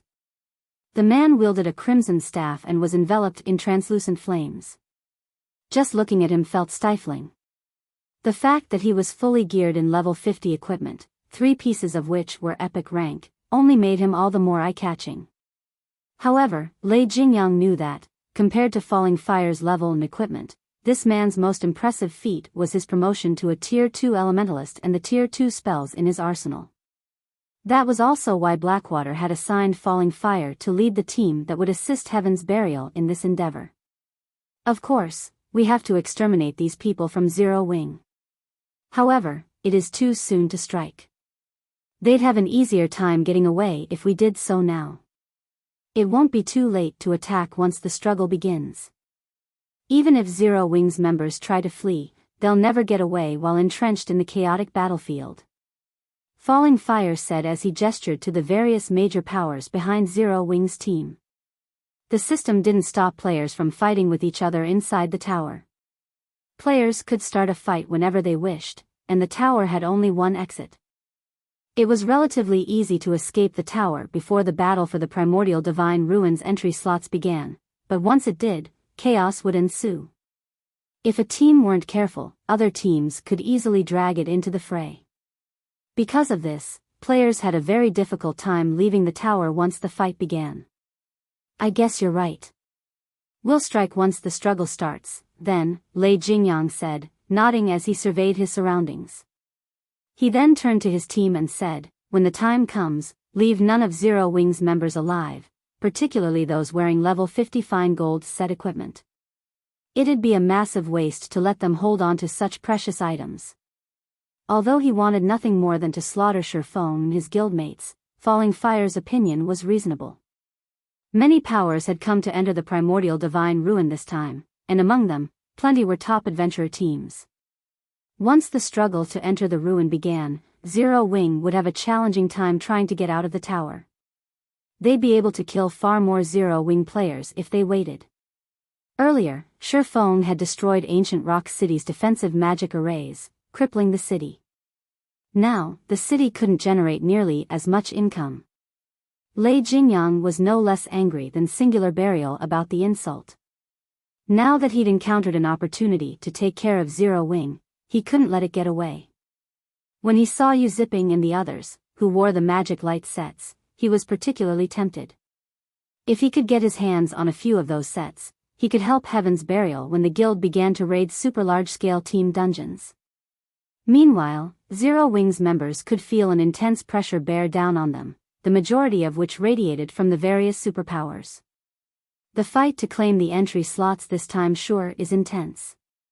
We're just camping out beside the teleportation zone, yet everyone's eyes are glued on us.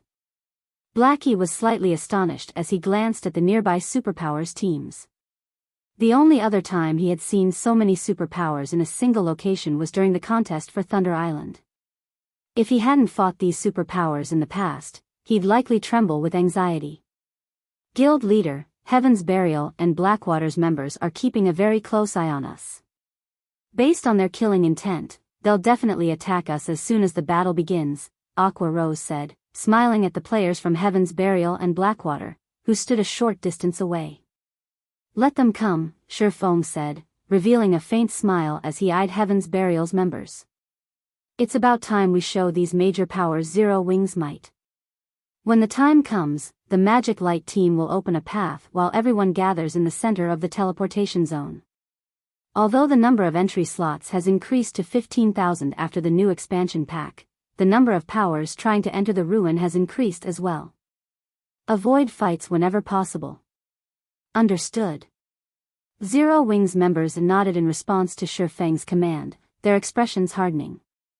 This was especially true for Zero Wing's internal members and White Tiger Dojo's disciples, who were about to participate in such a high-intensity war for the first time. They even felt as if they were dreaming.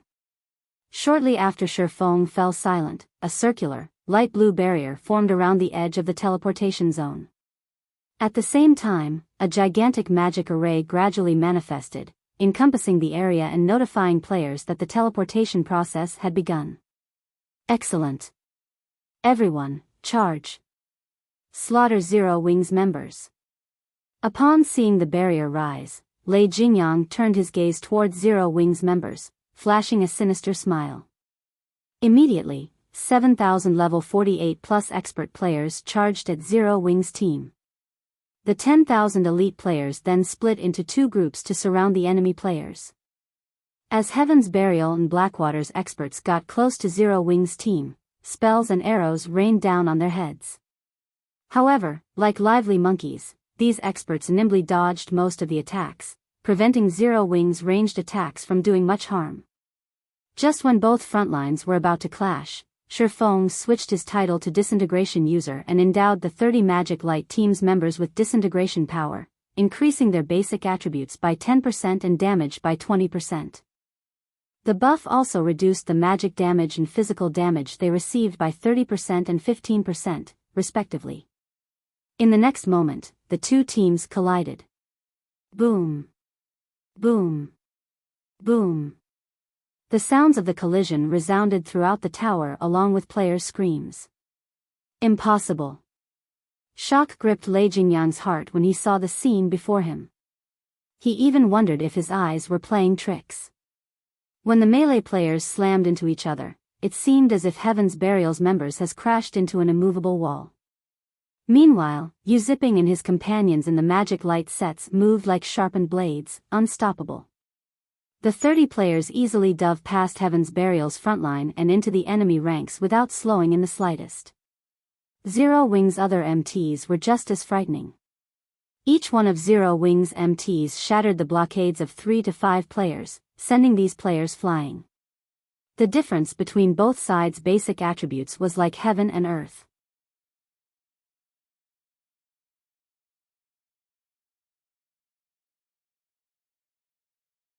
Chapter 1650, Overwhelming Advantage.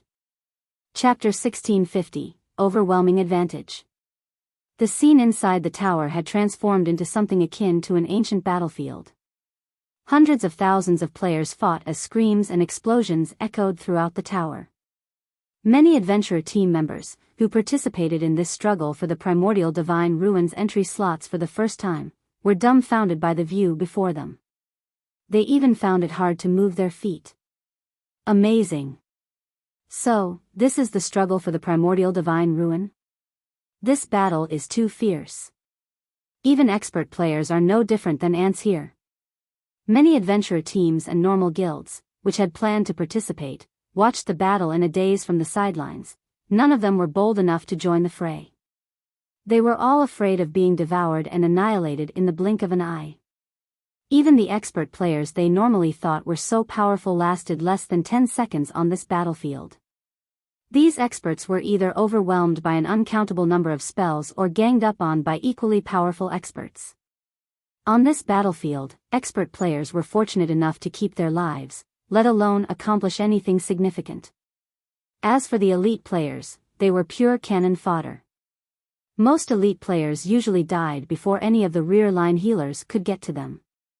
Of the multitude of battles across the battlefield, those near the teleportation zone were the most intense.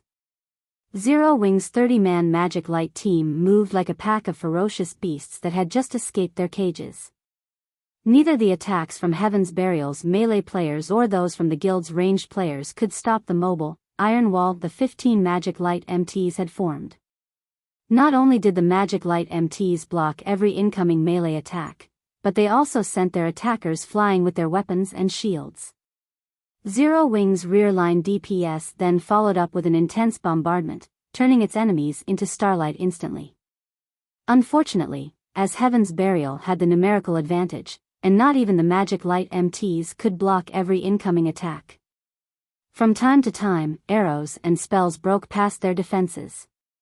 However, Heaven's Burial's members nearly despaired when they saw the damages above the magic light MT's heads. Minus 3,057. Minus 2,371. Despite landing direct hits, none of their attacks dealt more than minus 4,000 damage. It was utterly inconceivable. Every Heaven's Burial expert present wore top-tier equipment, and even against top-tier MTs of the same level, their direct hits dealt at least minus 5,000 damage. Powerful spells could even deal over minus 10,000 damage, yet when a level 50 ranger struck one of the magic light MTs with a tier 1 heart-piercing arrow, the ranger had only dealt around minus 3,700 damage. These MTs took even less damage from spell attacks. Meanwhile, after receiving numerous buffs and the benefits from Shifeng's disintegration user title, the magic light MTs had over 70,000 HP each. Not even 10 of Heaven's Burial's attacks could force their HPs below 50%. Zero Wing's rear-line healers could easily restore such little HP, making the magic light MTs practically invincible. In contrast to Heaven's Burial's DPS, Zero Wing's DPS was overwhelming. Zipping, for example, easily dealt over minus 3,000 damage to Heaven's Burial's MTs with his normal attacks alone. When he used skills like cross-slash, he dealt over minus 10,000 damage. Unlike Zero Wing's MTs, Heaven's Burial's MTs only had around 50,000 HP. Zipping only needed a few attacks to devour most of an MT's HP by himself. Coupled with the ranged attacks from Zero Wing's rear-line DPS, the enemy MTs were dead before their healers could cast any healing spells. In the short moments since the battle had begun, Heaven's Burial had suffered several hundred casualties, and every one of them had been an expert player. Damn it. Why is there such a huge difference in our basic attributes? Confusion tore at Lei Jingyang as he watched Zero Wing's magic light team move closer to Heaven's Burial's ranged classes and healers. He simply could not fathom how Yu Zipping and the others had such high basic attributes. Heaven's Burial's expert members were all geared in top-tier equipment, and even if Yu Zipping's team wore level 50 fine gold set equipment, the difference should be this massive. He even wondered if the Magic Light team's members had activated Berserk skills. However, he was certain that none of them had. He was confident that Zero Wing's members hadn't activated Berserk skills because all of the various major powers had silently agreed not to use such skills in this struggle for the entry slots. There were two reasons for this agreement. The first was that every power participating in this struggle doubtlessly had some members who could use Berserk skills. If everyone used these skills, nothing would change. Berserk skills' long cooldowns was the second reason. On the off chance that they'd encounter trouble in the Primordial Divine Ruin, they'd likely be annihilated if they couldn't use their Berserk skills. However, Lei Jingyang didn't know that, although Yu Zipping and his companions appeared to be wearing level 50 fine gold set equipment, the Magic Light set's basic attributes could rival level 50 dark gold set equipment. This was the reason that the gap between their basic attributes was so vast. This fight was on par with a player in a full set of secret silver equipment trying to contend with a player in dark gold equipment. Such a massive gap was only natural when both sides had similar combat standards. Moreover, the Conqueror Party's performance was also impressive. Although the Conqueror Party's basic attributes weren't as high as the Magic Light team members, their combat standards were higher. When they worked together, they could exhibit even greater combat power. Hence, the destruction the Conqueror Parties caused on the battlefield was in no way inferior to the Magic Light teams. Even Lei Jingyang's prided Thunder Legion was forced back. Meanwhile, the various superpowers' upper echelons, who had kept a constant eye on Zero Wing, were astounded. Despite Zero Wing's less than 2,000 players, it actually overwhelmed and suppressed Heaven's Burial and Blackwater's combined army of 7,000 experts and 10,000 elite players. Boss, we can't hold on for much longer. At this rate, they'll chase us out of the teleportation zone, one of the Thunder Legion members on the front lines hurriedly shouted through the team chat. I know. All of you, get ready. Lei Jingyang said, grinding his teeth as he took 5 dark gray crystal balls from his bag. He had planned to save these as a trump card to surprise the other superpowers. He had never expected to need them so soon. Following which, he turned to Falling Fire beside him and said, Brother Fire, I'll have to rely on you for cover fire. Relax. Although they have superior basic attributes, they're all Tier 1 players. They're nothing compared to Tier 2 players, Falling Fire said, disdain flashing in his eyes as he watched the distant Zero Wing members. Good. Lei Jingyang then began to chant an incantation to activate the 5 crystal balls. Suddenly, the 5 gray crystal balls shattered, and 5 dark gray magic arrays appeared around Lei Jingyang. Shortly after, 5-meter-tall figures emerged from these arrays. They were humanoid creatures covered in sharp spikes and radiating dense evil energy. These 5 humanoid creatures were none other than Grand Lord-ranked evil demons. The frightening aura these Grand Lords radiated stunned everyone in the tower. Level 70 Grand Lords. Such monsters were on par with natural disasters to current players. So, this is Heaven's Burial's trump card? Yuan Tiexin's expression darkened upon seeing the evil demons. When Heaven's Burial's members saw the Grand Lord-ranked evil demons, however, excitement lit up their faces, and their morale skyrocketed. Although the combined force of Heaven's Burial and Blackwater's players appeared exceptionally powerful, it was nothing compared to the superpowers' forces. They had only dared to contend with the superpowers because of this trump card. However, Lei Jingyang wasn't a member of the evil god's temple. He couldn't summon evil demons directly and control them. He could only rely on flame blood, asking the cleric to spend the evil god's temple points he had struggled to accumulate on 5 evil demon crystal balls. Each evil demon crystal ball allowed players to store 1 evil demon within, and even non-evil gods temple players could use the crystal balls to summon and control the stored evil demon. However, the cost was painful. The evil demon crystal ball was a consumable item, and once the evil demons were stored inside, they would become so as well. Once the crystal ball's 3-hour duration ended, the summoned evil demons would be permanently destroyed. Lei Jingyang had wanted to avoid using this trump card unless absolutely necessary. Since you forced me to use the evil demon crystal balls, none of you from Zero Wing should even think of escape. Lei Jingyang revealed a sinister grin as he glared at Zero Wing's team. He then charged at Zero Wing's members alongside his 5 level 70 Grand Lord ranked evil demons. Falling Fire followed the charge with his own team.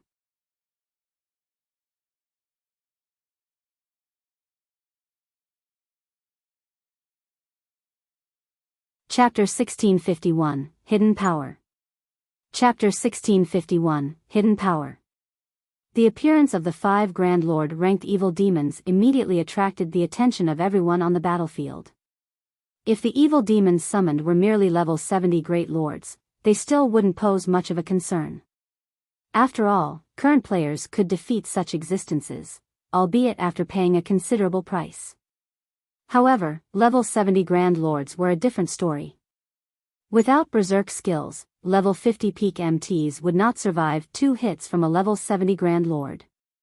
Moreover, evil demons possessed superior combat standards to monsters of the same rank. Even level 50 MTs with their berserk skills activated wouldn't last very long against such a monster. Meanwhile, 5 of such evil demons had actually appeared on the battlefield. How could anyone ignore and not feel worried over these monsters? Although the various major powers had already predicted that Heaven's Burial would make use of the evil beasts and evil demons it controlled, they hadn't anticipated that the guild could summon as many as 5 Grand Lord ranked evil demons. Sure enough, they did bring along this trump card. Zero Wing is doomed now. Even a tier 3 summoned creature won't be able to hold back a Grand Lord ranked evil demon, much less 5 of them.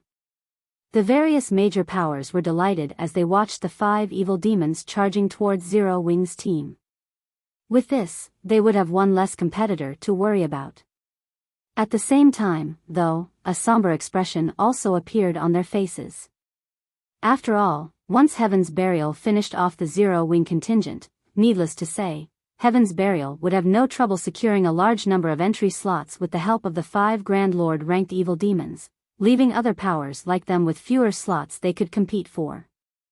Just as everyone was thinking of how to go about competing for the entry slots, the 5 evil demons had already arrived at the front line of the battle between Zero Wing and Heaven's Burial under Lei Jingyang's lead. You people from Zero Wing should feel proud that you've forced me to use my trump card so soon. However, now that I have, you are all going to become evil demon food. Lei Jingyang revealed a sadistic grin as he swept a glance at the Zero Wing members before him. He then stopped controlling the 5 evil demons and simply commanded them to slaughter Zero Wing's members. Roar! Once the evil demons were no longer under direct control, their eyes released a bloody glow as they bellowed angrily.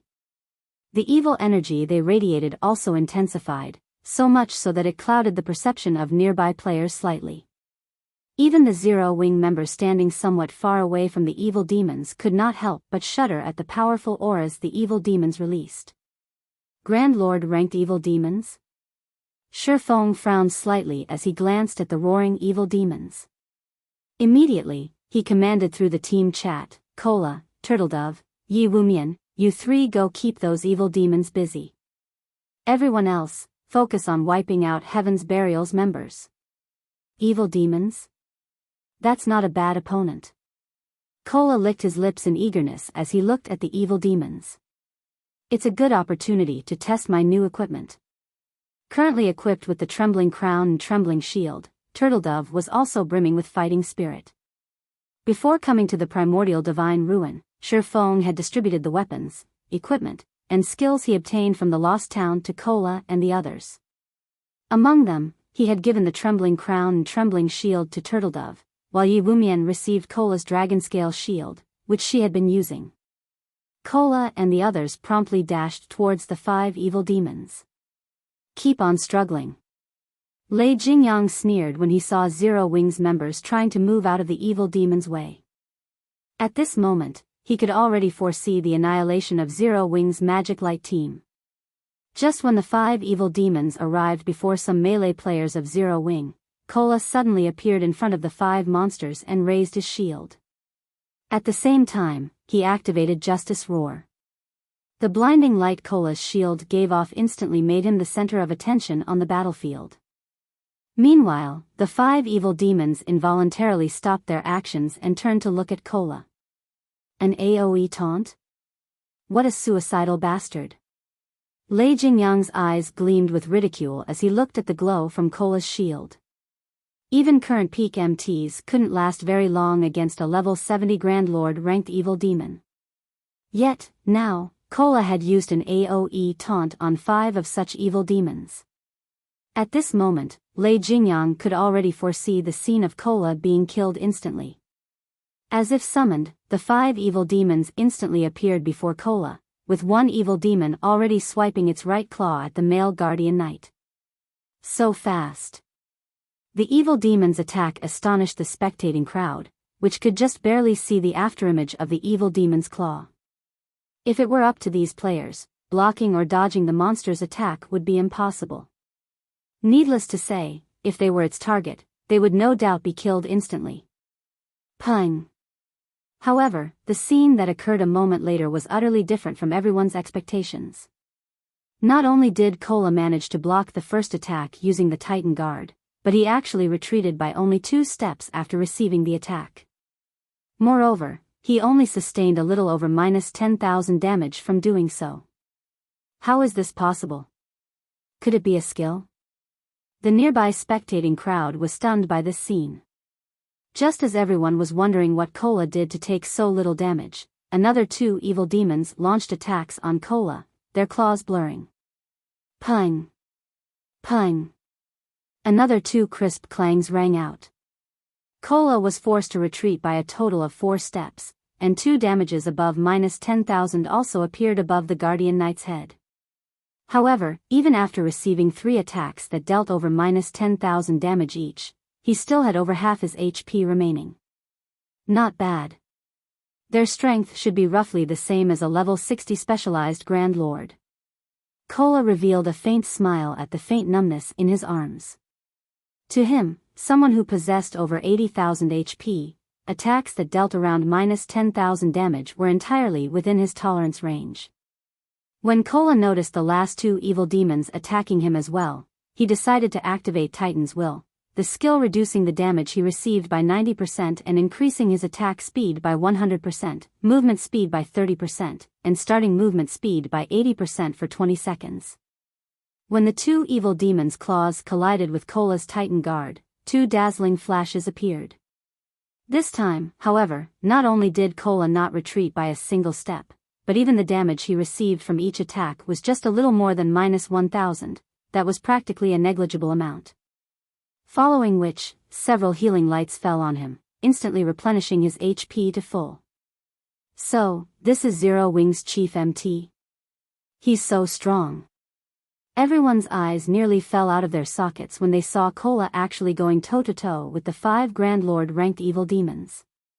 If it were them, a single Grand Lord ranked evil demon would be beyond their means. Yet, despite going up against 5 of such evil demons, Cola still seemed to have plenty of energy to spare.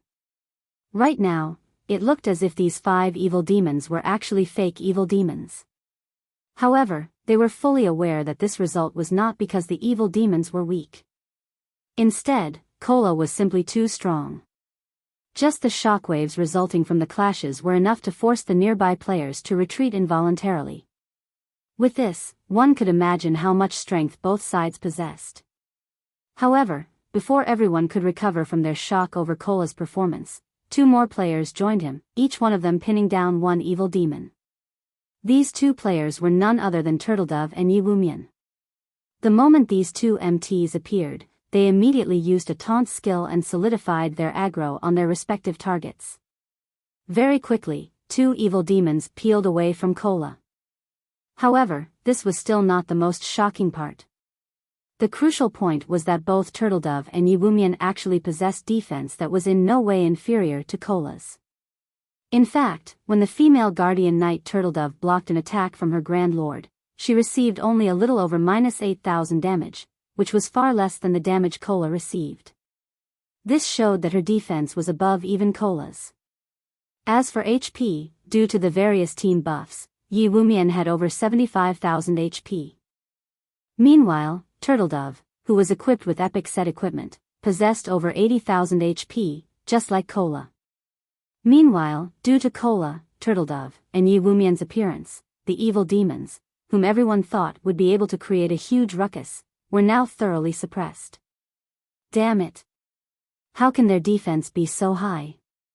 Lei Jingyang was momentarily stupefied when he saw this scene. However, a possibility that made his entire body shudder came to mind soon after. Could they have been promoted to Tier 2 as well?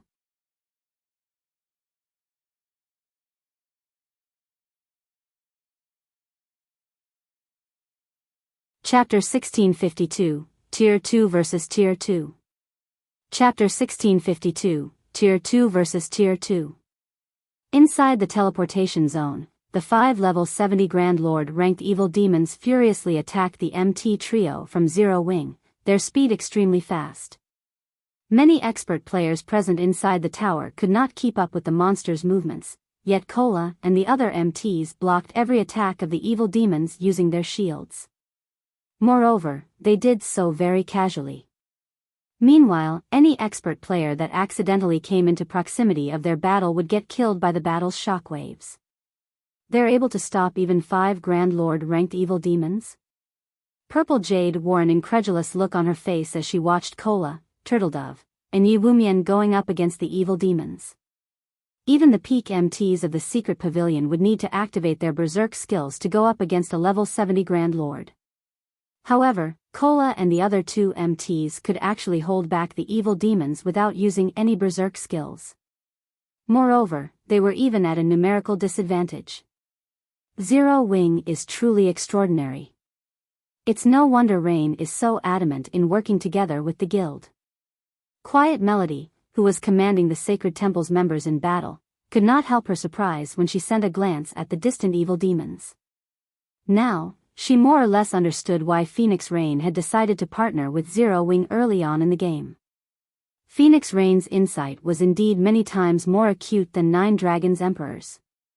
Meanwhile, Zero Wing's members also had their morale boosted further after seeing the MT trio's performance. Brimming with fighting spirit, they started putting even more effort into suppressing Heaven's Burial's members. Damn it! How is this possible? Lei Jingyang was filled with envy as he looked at Cola and the other 2 MTs. Why does Zero Wing possess 3 Tier 2 MTs? Not only did Heaven's Burial receive financial support from major corporations, but it had also managed to recruit plenty of expert players. Despite all this, the entire guild had only 3 people that succeeded in their Tier 2 promotion even until now. The guild had invested everything it had to help these 3 players complete their promotion quests after they reached level 50. Moreover, unlike other classes, MT classes faced much more difficulty with their Tier 2 promotions. Although Heaven's Burial had attempted to help its MTs with their promotions, all of those MTs failed. On the other hand, Zero Wing actually possessed 3 Tier 2 MTs. The value of Tier 2 MTs was much greater than that of Tier 2 players of other classes. After all, the majority of a guild's weapons and equipment came from dungeons. If a guild possessed powerful MTs, it would have a much easier time raiding dungeons. Boss, what should we do? Those 5 Grand Lords are all pinned down right now. We're also still getting pushed back by Zero Wing. At this rate, we'll be chased out of the teleportation zone, the level 50 ranger commanding the battle asked worriedly. Although their side had an overwhelming advantage in numbers, Zero Wing's members were simply too powerful. Thus far, their side had already lost over 1,000 players. In contrast, Zero Wing's death toll amounted to only a little over 100. Most importantly, the 30-man Magic Light team had yet to suffer a single casualty. All ranged DPS, change targets, and focus fire on those 3 MTs of Zero Wing. I refuse to believe that Zero Wing will have another method to stop the evil demons once we get rid of the 3 of them. Lei Jingyang commanded through the team chat. After saying so, Lei Jingyang personally led a team of 20 experts, followed by Falling Fire's team, and charged at Kola, Turtledove, and Yiwumian.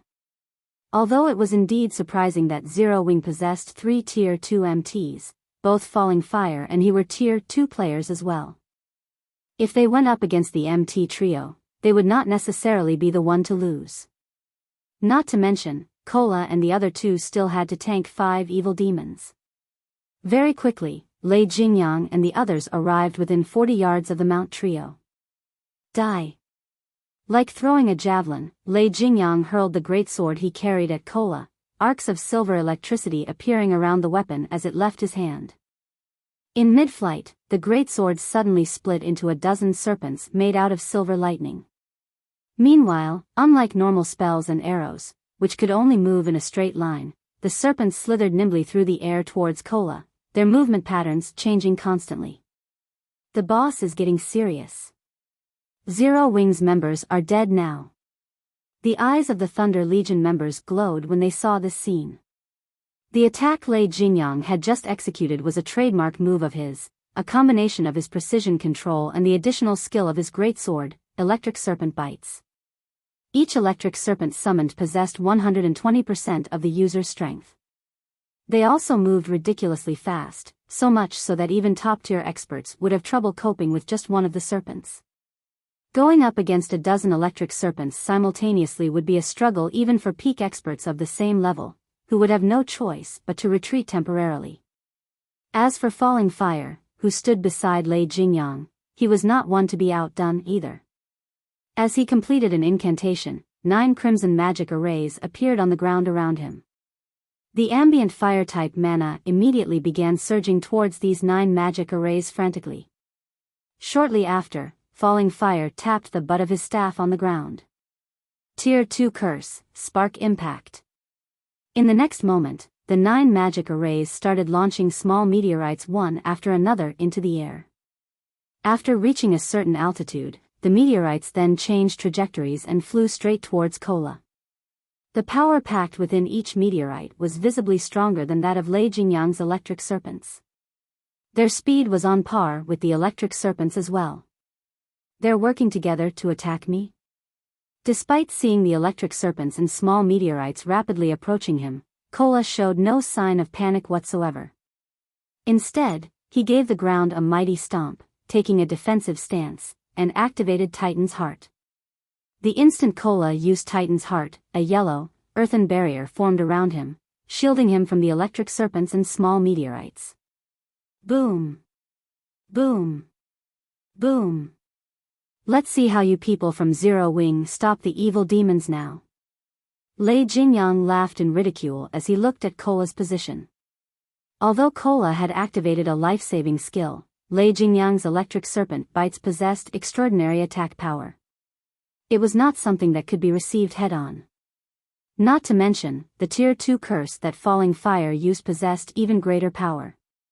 Falling Fire likewise laughed as he looked at the dust surrounding Kola's position. He then turned to look at Turtledove and Yiwumian.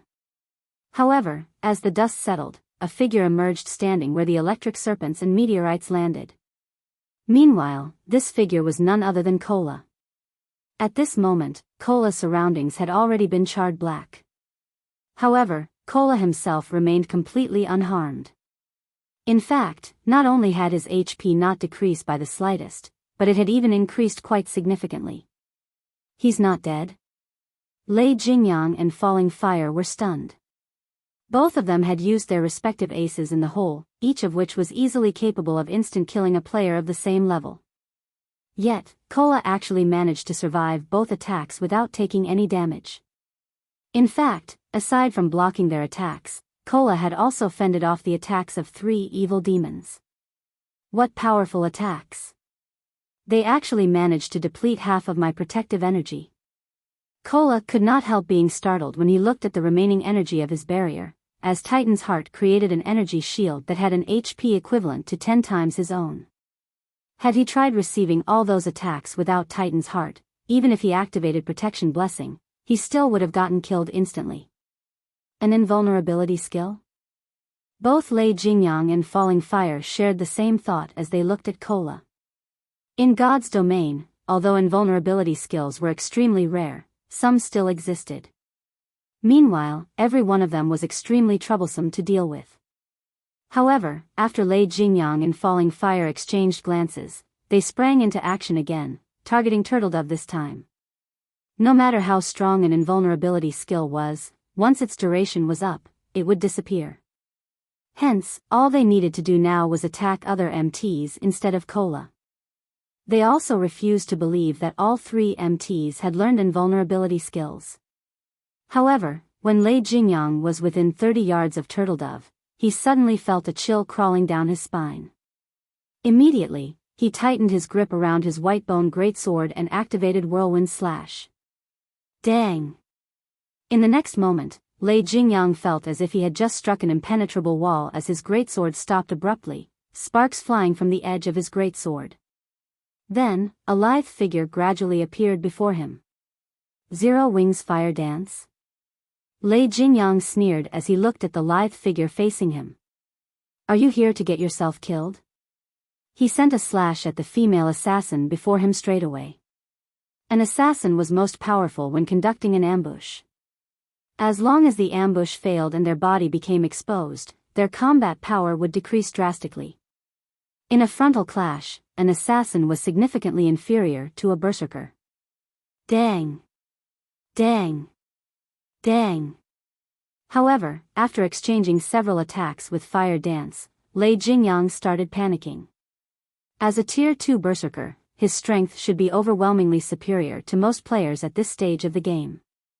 Moreover, he was currently geared in 3 pieces of epic equipment. Despite that, not only did every one of the dozen or so attacks he had sent at Fire Dance get blocked, but his arms even started falling numb from the resulting impact. Could she be a Tier 2 player as well? Lei Jingyang could not help entertaining such a thought. However, even if Fire Dance was a Tier 2 assassin, it should be impossible for her to be superior to him, a Tier 2 berserker, in terms of strength. Lei Jingyang very quickly shook the thought out of his head and calmed himself. In terms of combat standards, he was no doubt superior to Fire Dance. Since he couldn't win using a forceful approach, he simply needed to target her weak points. He immediately activated the Tier 2 skill Battering Slash. Battering Slash allowed him to ignore his target's defense and block effects. Although the damage his attacks dealt would decrease significantly, it would be more than enough to kill an assassin, a class that had both low HP and defense. However, when his greatsword passed through Fire Dance's body, Lei Jingyang's complexion immediately darkened. The reason for this was the sensation he felt coming from his greatsword. It did not feel as if he had just cut through a physical entity at all. He tried using Blade Storm right away, but before he realized it, Fire Dance had already appeared behind him, the 1,000 transformations in her hands stabbing towards his back. Tier 2 skill, Shadow Raid. Fire Dance instantly transformed into numerous streaks of shadows that pierced through Lei Jingyang's body. Damages ranging between 10,000 and 20,000 appeared rapidly above the berserker's head one after another, depleting his HP to 0.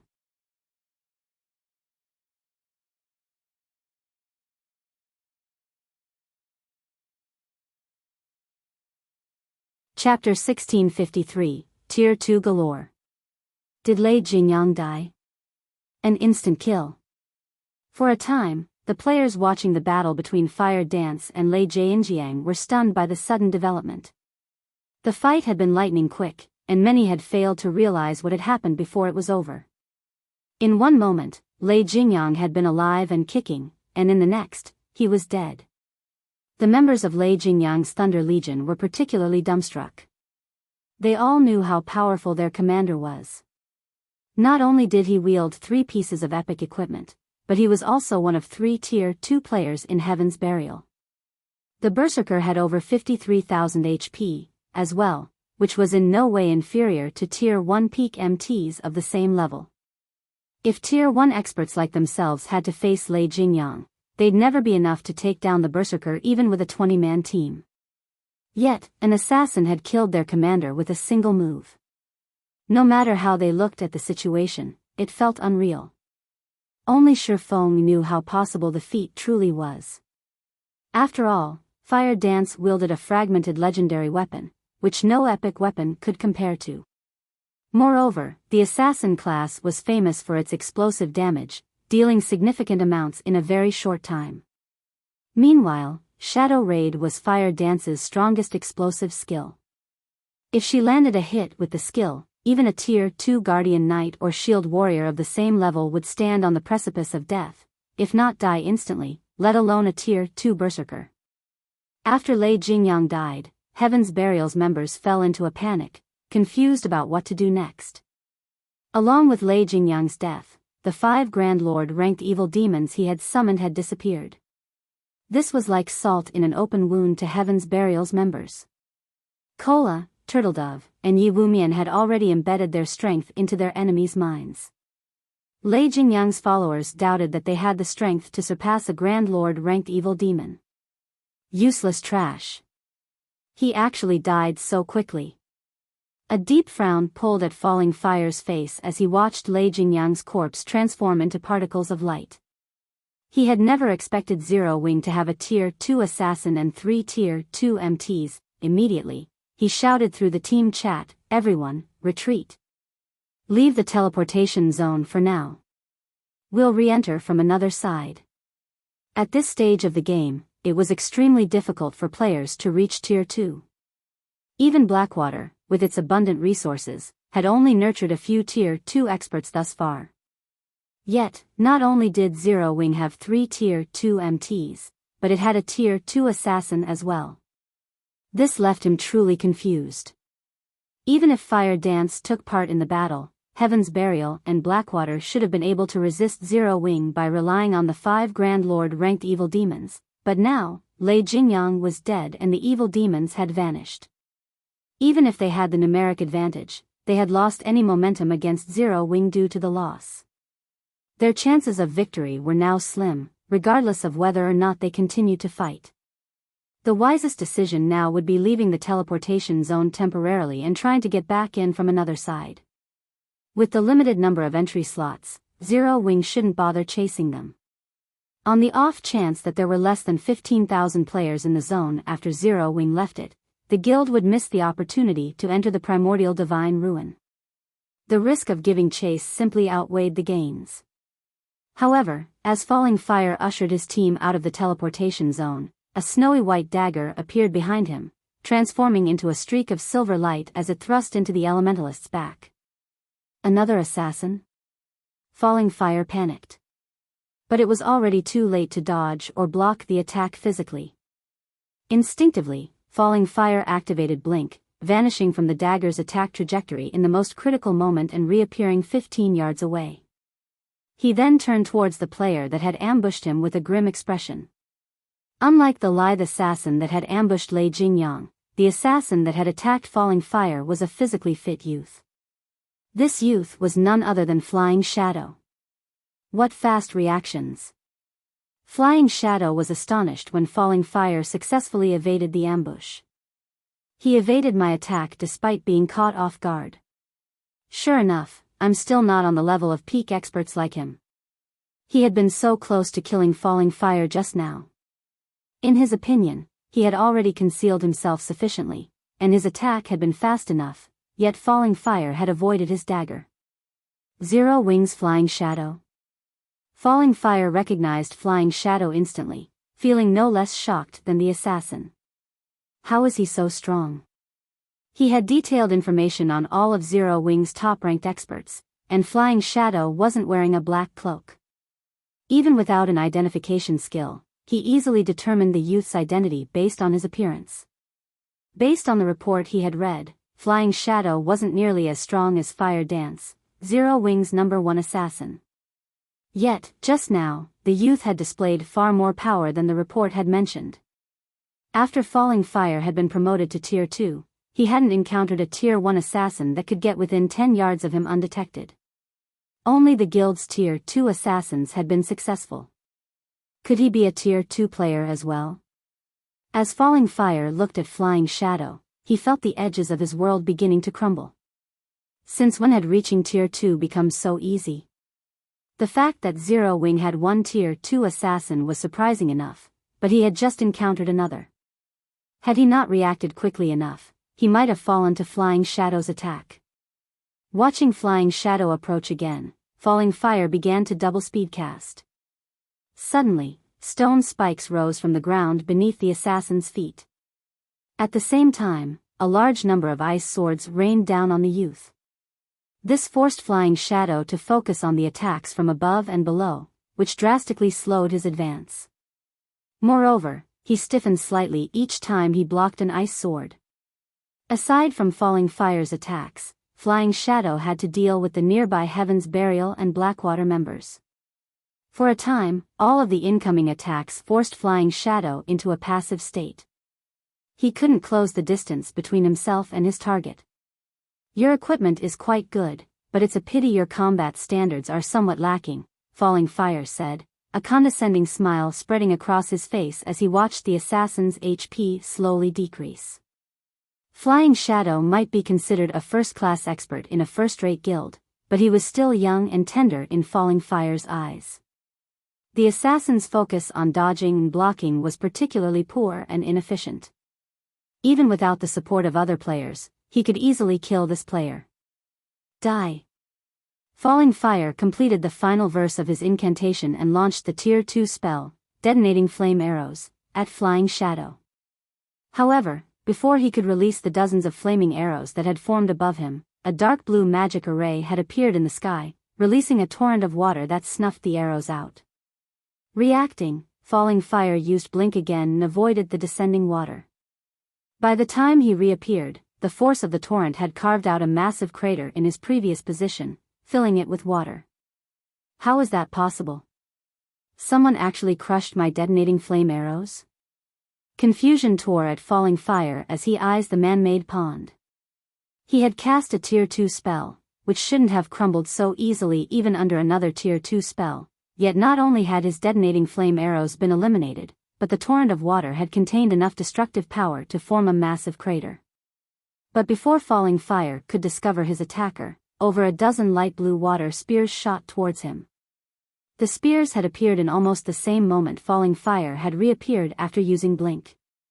The enemy caster's timing and aim were incredibly precise.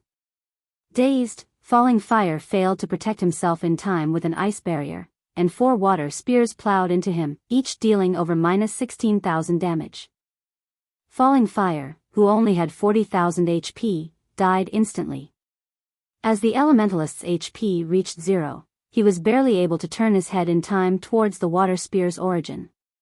Standing around 30 yards away was a lithe, graceful woman in a lilac robe and wielding a dark blue crystal staff. A light blue magic array gradually faded from beneath her feet while dense, water-type mana surrounded her. Another Tier 2 player? Although Falling Fire still wanted to speak, his vision had already darkened, and his body collapsed.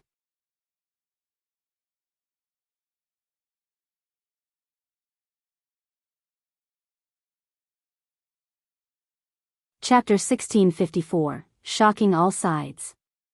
Chapter 1654, Shocking All Sides. As Falling Fire collapsed, silence descended on Zero Wing and Heaven's Burial's battlefield. Commander? The commander actually died? Do they also have a Tier 2 magical class expert? Blackwater's members gaped at Aqua Rose, who was responsible for Falling Fire's death. Falling Fire was both one of the scant few Tier 2 players and a top-ranked expert within Blackwater. Normally, the Elementalist killed them instantly when they sparred with him. However, they had just watched this man die after one hit. No matter how they looked at the situation, it was utterly unbelievable. The tier suppression Tier 2 players had over Tier 1 players was much greater than that of Tier 1 players over Tier 0 players. Moreover, as an Elementalist, Falling Fire had a few passive skills that increased his magic resistances, making him much tougher against spells. Yet, Aqua Rose had annihilated Falling Fire with a single spell. There were only 2 possibilities to explain the outcome. The first was that Aqua Rose had used a berserk skill followed by a Tier 1 curse. The other possibility was that Aqua Rose was also a Tier 2 player. When players activated a berserk skill, some kind of special effect would change their bodies. Only, not all berserk skills generated visible indicators. Regardless, when a player activated a berserk skill, the intensity of their aura would increase drastically, informing others that the player had activated such a skill. However, Aqua Rose displayed neither phenomena, so it was obvious that she hadn't activated a berserk skill. There was also no way they'd miss the resulting changes. They all had keen senses as experts, and activating a berserk skill was akin to turning on a light in a dark room. When Blackwater's members considered the possibility that Zero Wing also had a Tier 2 magical class, they couldn't help but shudder. Tier 2 MTs were only powerful when tanking monsters, their DPS was lacking. However, it was a different story for Tier 2 magical classes. Magical classes already wielded extremely high DPS even at Tier 1, and they had more AoEs than other classes. After their promotion to Tier 2, magical classes' attacks would grow even stronger. It wouldn't be an exaggeration to call Tier 2 magical classes mobile defense turrets. When solely comparing combat capabilities, Tier 2 magical classes were stronger than another class by far. While everyone struggled with their shock over Falling Fire's death, Aqua Rose used the opportunity to cast the Tier 2 spell, Aqua Precinct. With the female Cursemancer at its center, a water domain manifested, covering a 70-yard radius. Any of Heaven's Burial and Blackwater members caught within Aqua Precinct soon noticed the rapid drop in their basic attributes. In the blink of an eye, their basic attributes had fallen to 70% of their original values. Following which, 12, 8-meter-long water serpents rose from the pool of water, releasing enraged bellows that echoed throughout the tower. Every water serpent possessed the strength to rival a great lord of the same level. Under Aqua Rose's control, the water serpents jumped at the players from Heaven's Burial and Blackwater. Aqua Precinct wasn't like normal AoEs and was categorized as a domain skill. When using it to attack, Aqua Rose wouldn't harm her allies as normal AoE spells would as long as she controlled the spell properly. Tier 1 experts would have a very difficult time coping with a Great Lord's attacks. Only Tier 1 MTs of the same level could block such attacks without receiving much damage. However, unlike normal Great Lords, which had monotonous attack patterns, the water serpents were flexible since Aqua Rose controlled them. Any MT that failed to block the serpent's attacks instantly lost over 20,000 HP. Since Heaven's Burial and Blackwater's MTs had lost 30% of their basic attributes, the water serpents only needed 2 hits to finish off a level 50 MT. In the short moment since Aqua Rose had cast Aqua Precinct, she had killed 4 level 50 MTs. The rear-line healers had never even had a chance to heal their allies. Monster. She's a monster. Heaven's Burial's and Blackwater's experts stared at the female Cursemancer in utter horror. Retreat. Run. There's a monster. With Zero Wing's Magic Light team and Conqueror parties gaining the upper hand, followed by Aqua Rose's sudden massacre, Heaven's Burial's and Blackwater's members panicked. Rather than a slow, organized retreat, they turned and fled like cowards. Not only would they lose a level if they died, but they'd also lose a piece of equipment. To expert players like them, the loss was unbearably painful. Hence, now that they knew that they were no match for Zero Wing, they wouldn't continue to throw themselves into the jaws of death. Furthermore, their commanders, Lei Jingyang and Falling Fire, had already died. Big Sis Aqua, you couldn't hold back a little? We've barely killed any enemies, yet you've already scared them all away. How are we supposed to earn extra income now? Shadow Sword and Zero Wing's other Tier 2 players sighed in frustration as they watched Heaven's Burial and Blackwater's members flee. They had previously held back because they were worried about scaring off their prey. It had actually taken quite a bit restraint to drag this battle out, yet their prey had run in fear of them before they could reap the benefits and slaughter them all. This frustrated Shadow Sword and the others. My bad. I'll be more careful next time, Aqua Rose said, sending her companions an apologetic glance. She hadn't expected Heaven's Burial and Blackwater's players to be so cowardly. Thus far, the battle between their guilds had been fairly even. In fact, Zero Wing wouldn't get off easily either if Heaven's Burial and Blackwater continued the fight. Yet, rather than stand their ground, the two guilds' members had turned and fled. This will work, too. Just kill as many as you can, but be careful to stay near the team and in the teleportation zone, Shifeng commanded. He was not particularly surprised by their enemy's response. Although Heaven's Burial and Blackwater's experts were no weaklings, the series of mental blows had thrown them into a panic. Fortunately, Heaven's Burial and Blackwater's reaction was a good thing for Zero Wing. At the very least, Zero Wing could now secure more entry slots for the Primordial Divine Ruin. Shadow Sword, Blackie, Violet Cloud, Rampant Blade, Alluring Summer, and Zero Wing's other Tier 2 players began to put all they had into their battles. With the overwhelming strength of Tier 2 classes, Shadow Sword and the others charged into Heaven's Burial and Blackwater's ranks like lions charging into a flock of sheep. The guild's magical class players, such as Blackie, Violet Cloud, and Alluring Summer, dominated the battlefield like humanoid defense turrets. Without anyone to hinder their progress, they each killed over a dozen players with every attack. This only encouraged Zero Wing's other members to fight with more fervor.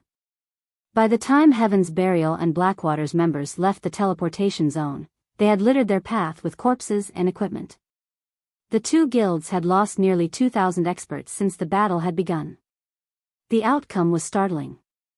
If these casualties were only ordinary or elite players, the loss wouldn't be as painful, but the players Zero Wing's members had killed were all experts. These two guilds had lost just as many experts as there were in an ordinary, first-rate guild. Amazing. So, this is Zero Wing's strength? Didn't someone say that Zero Wing was no match for Heaven's Burial and Blackwater? Heaven's Burial sure is unlucky.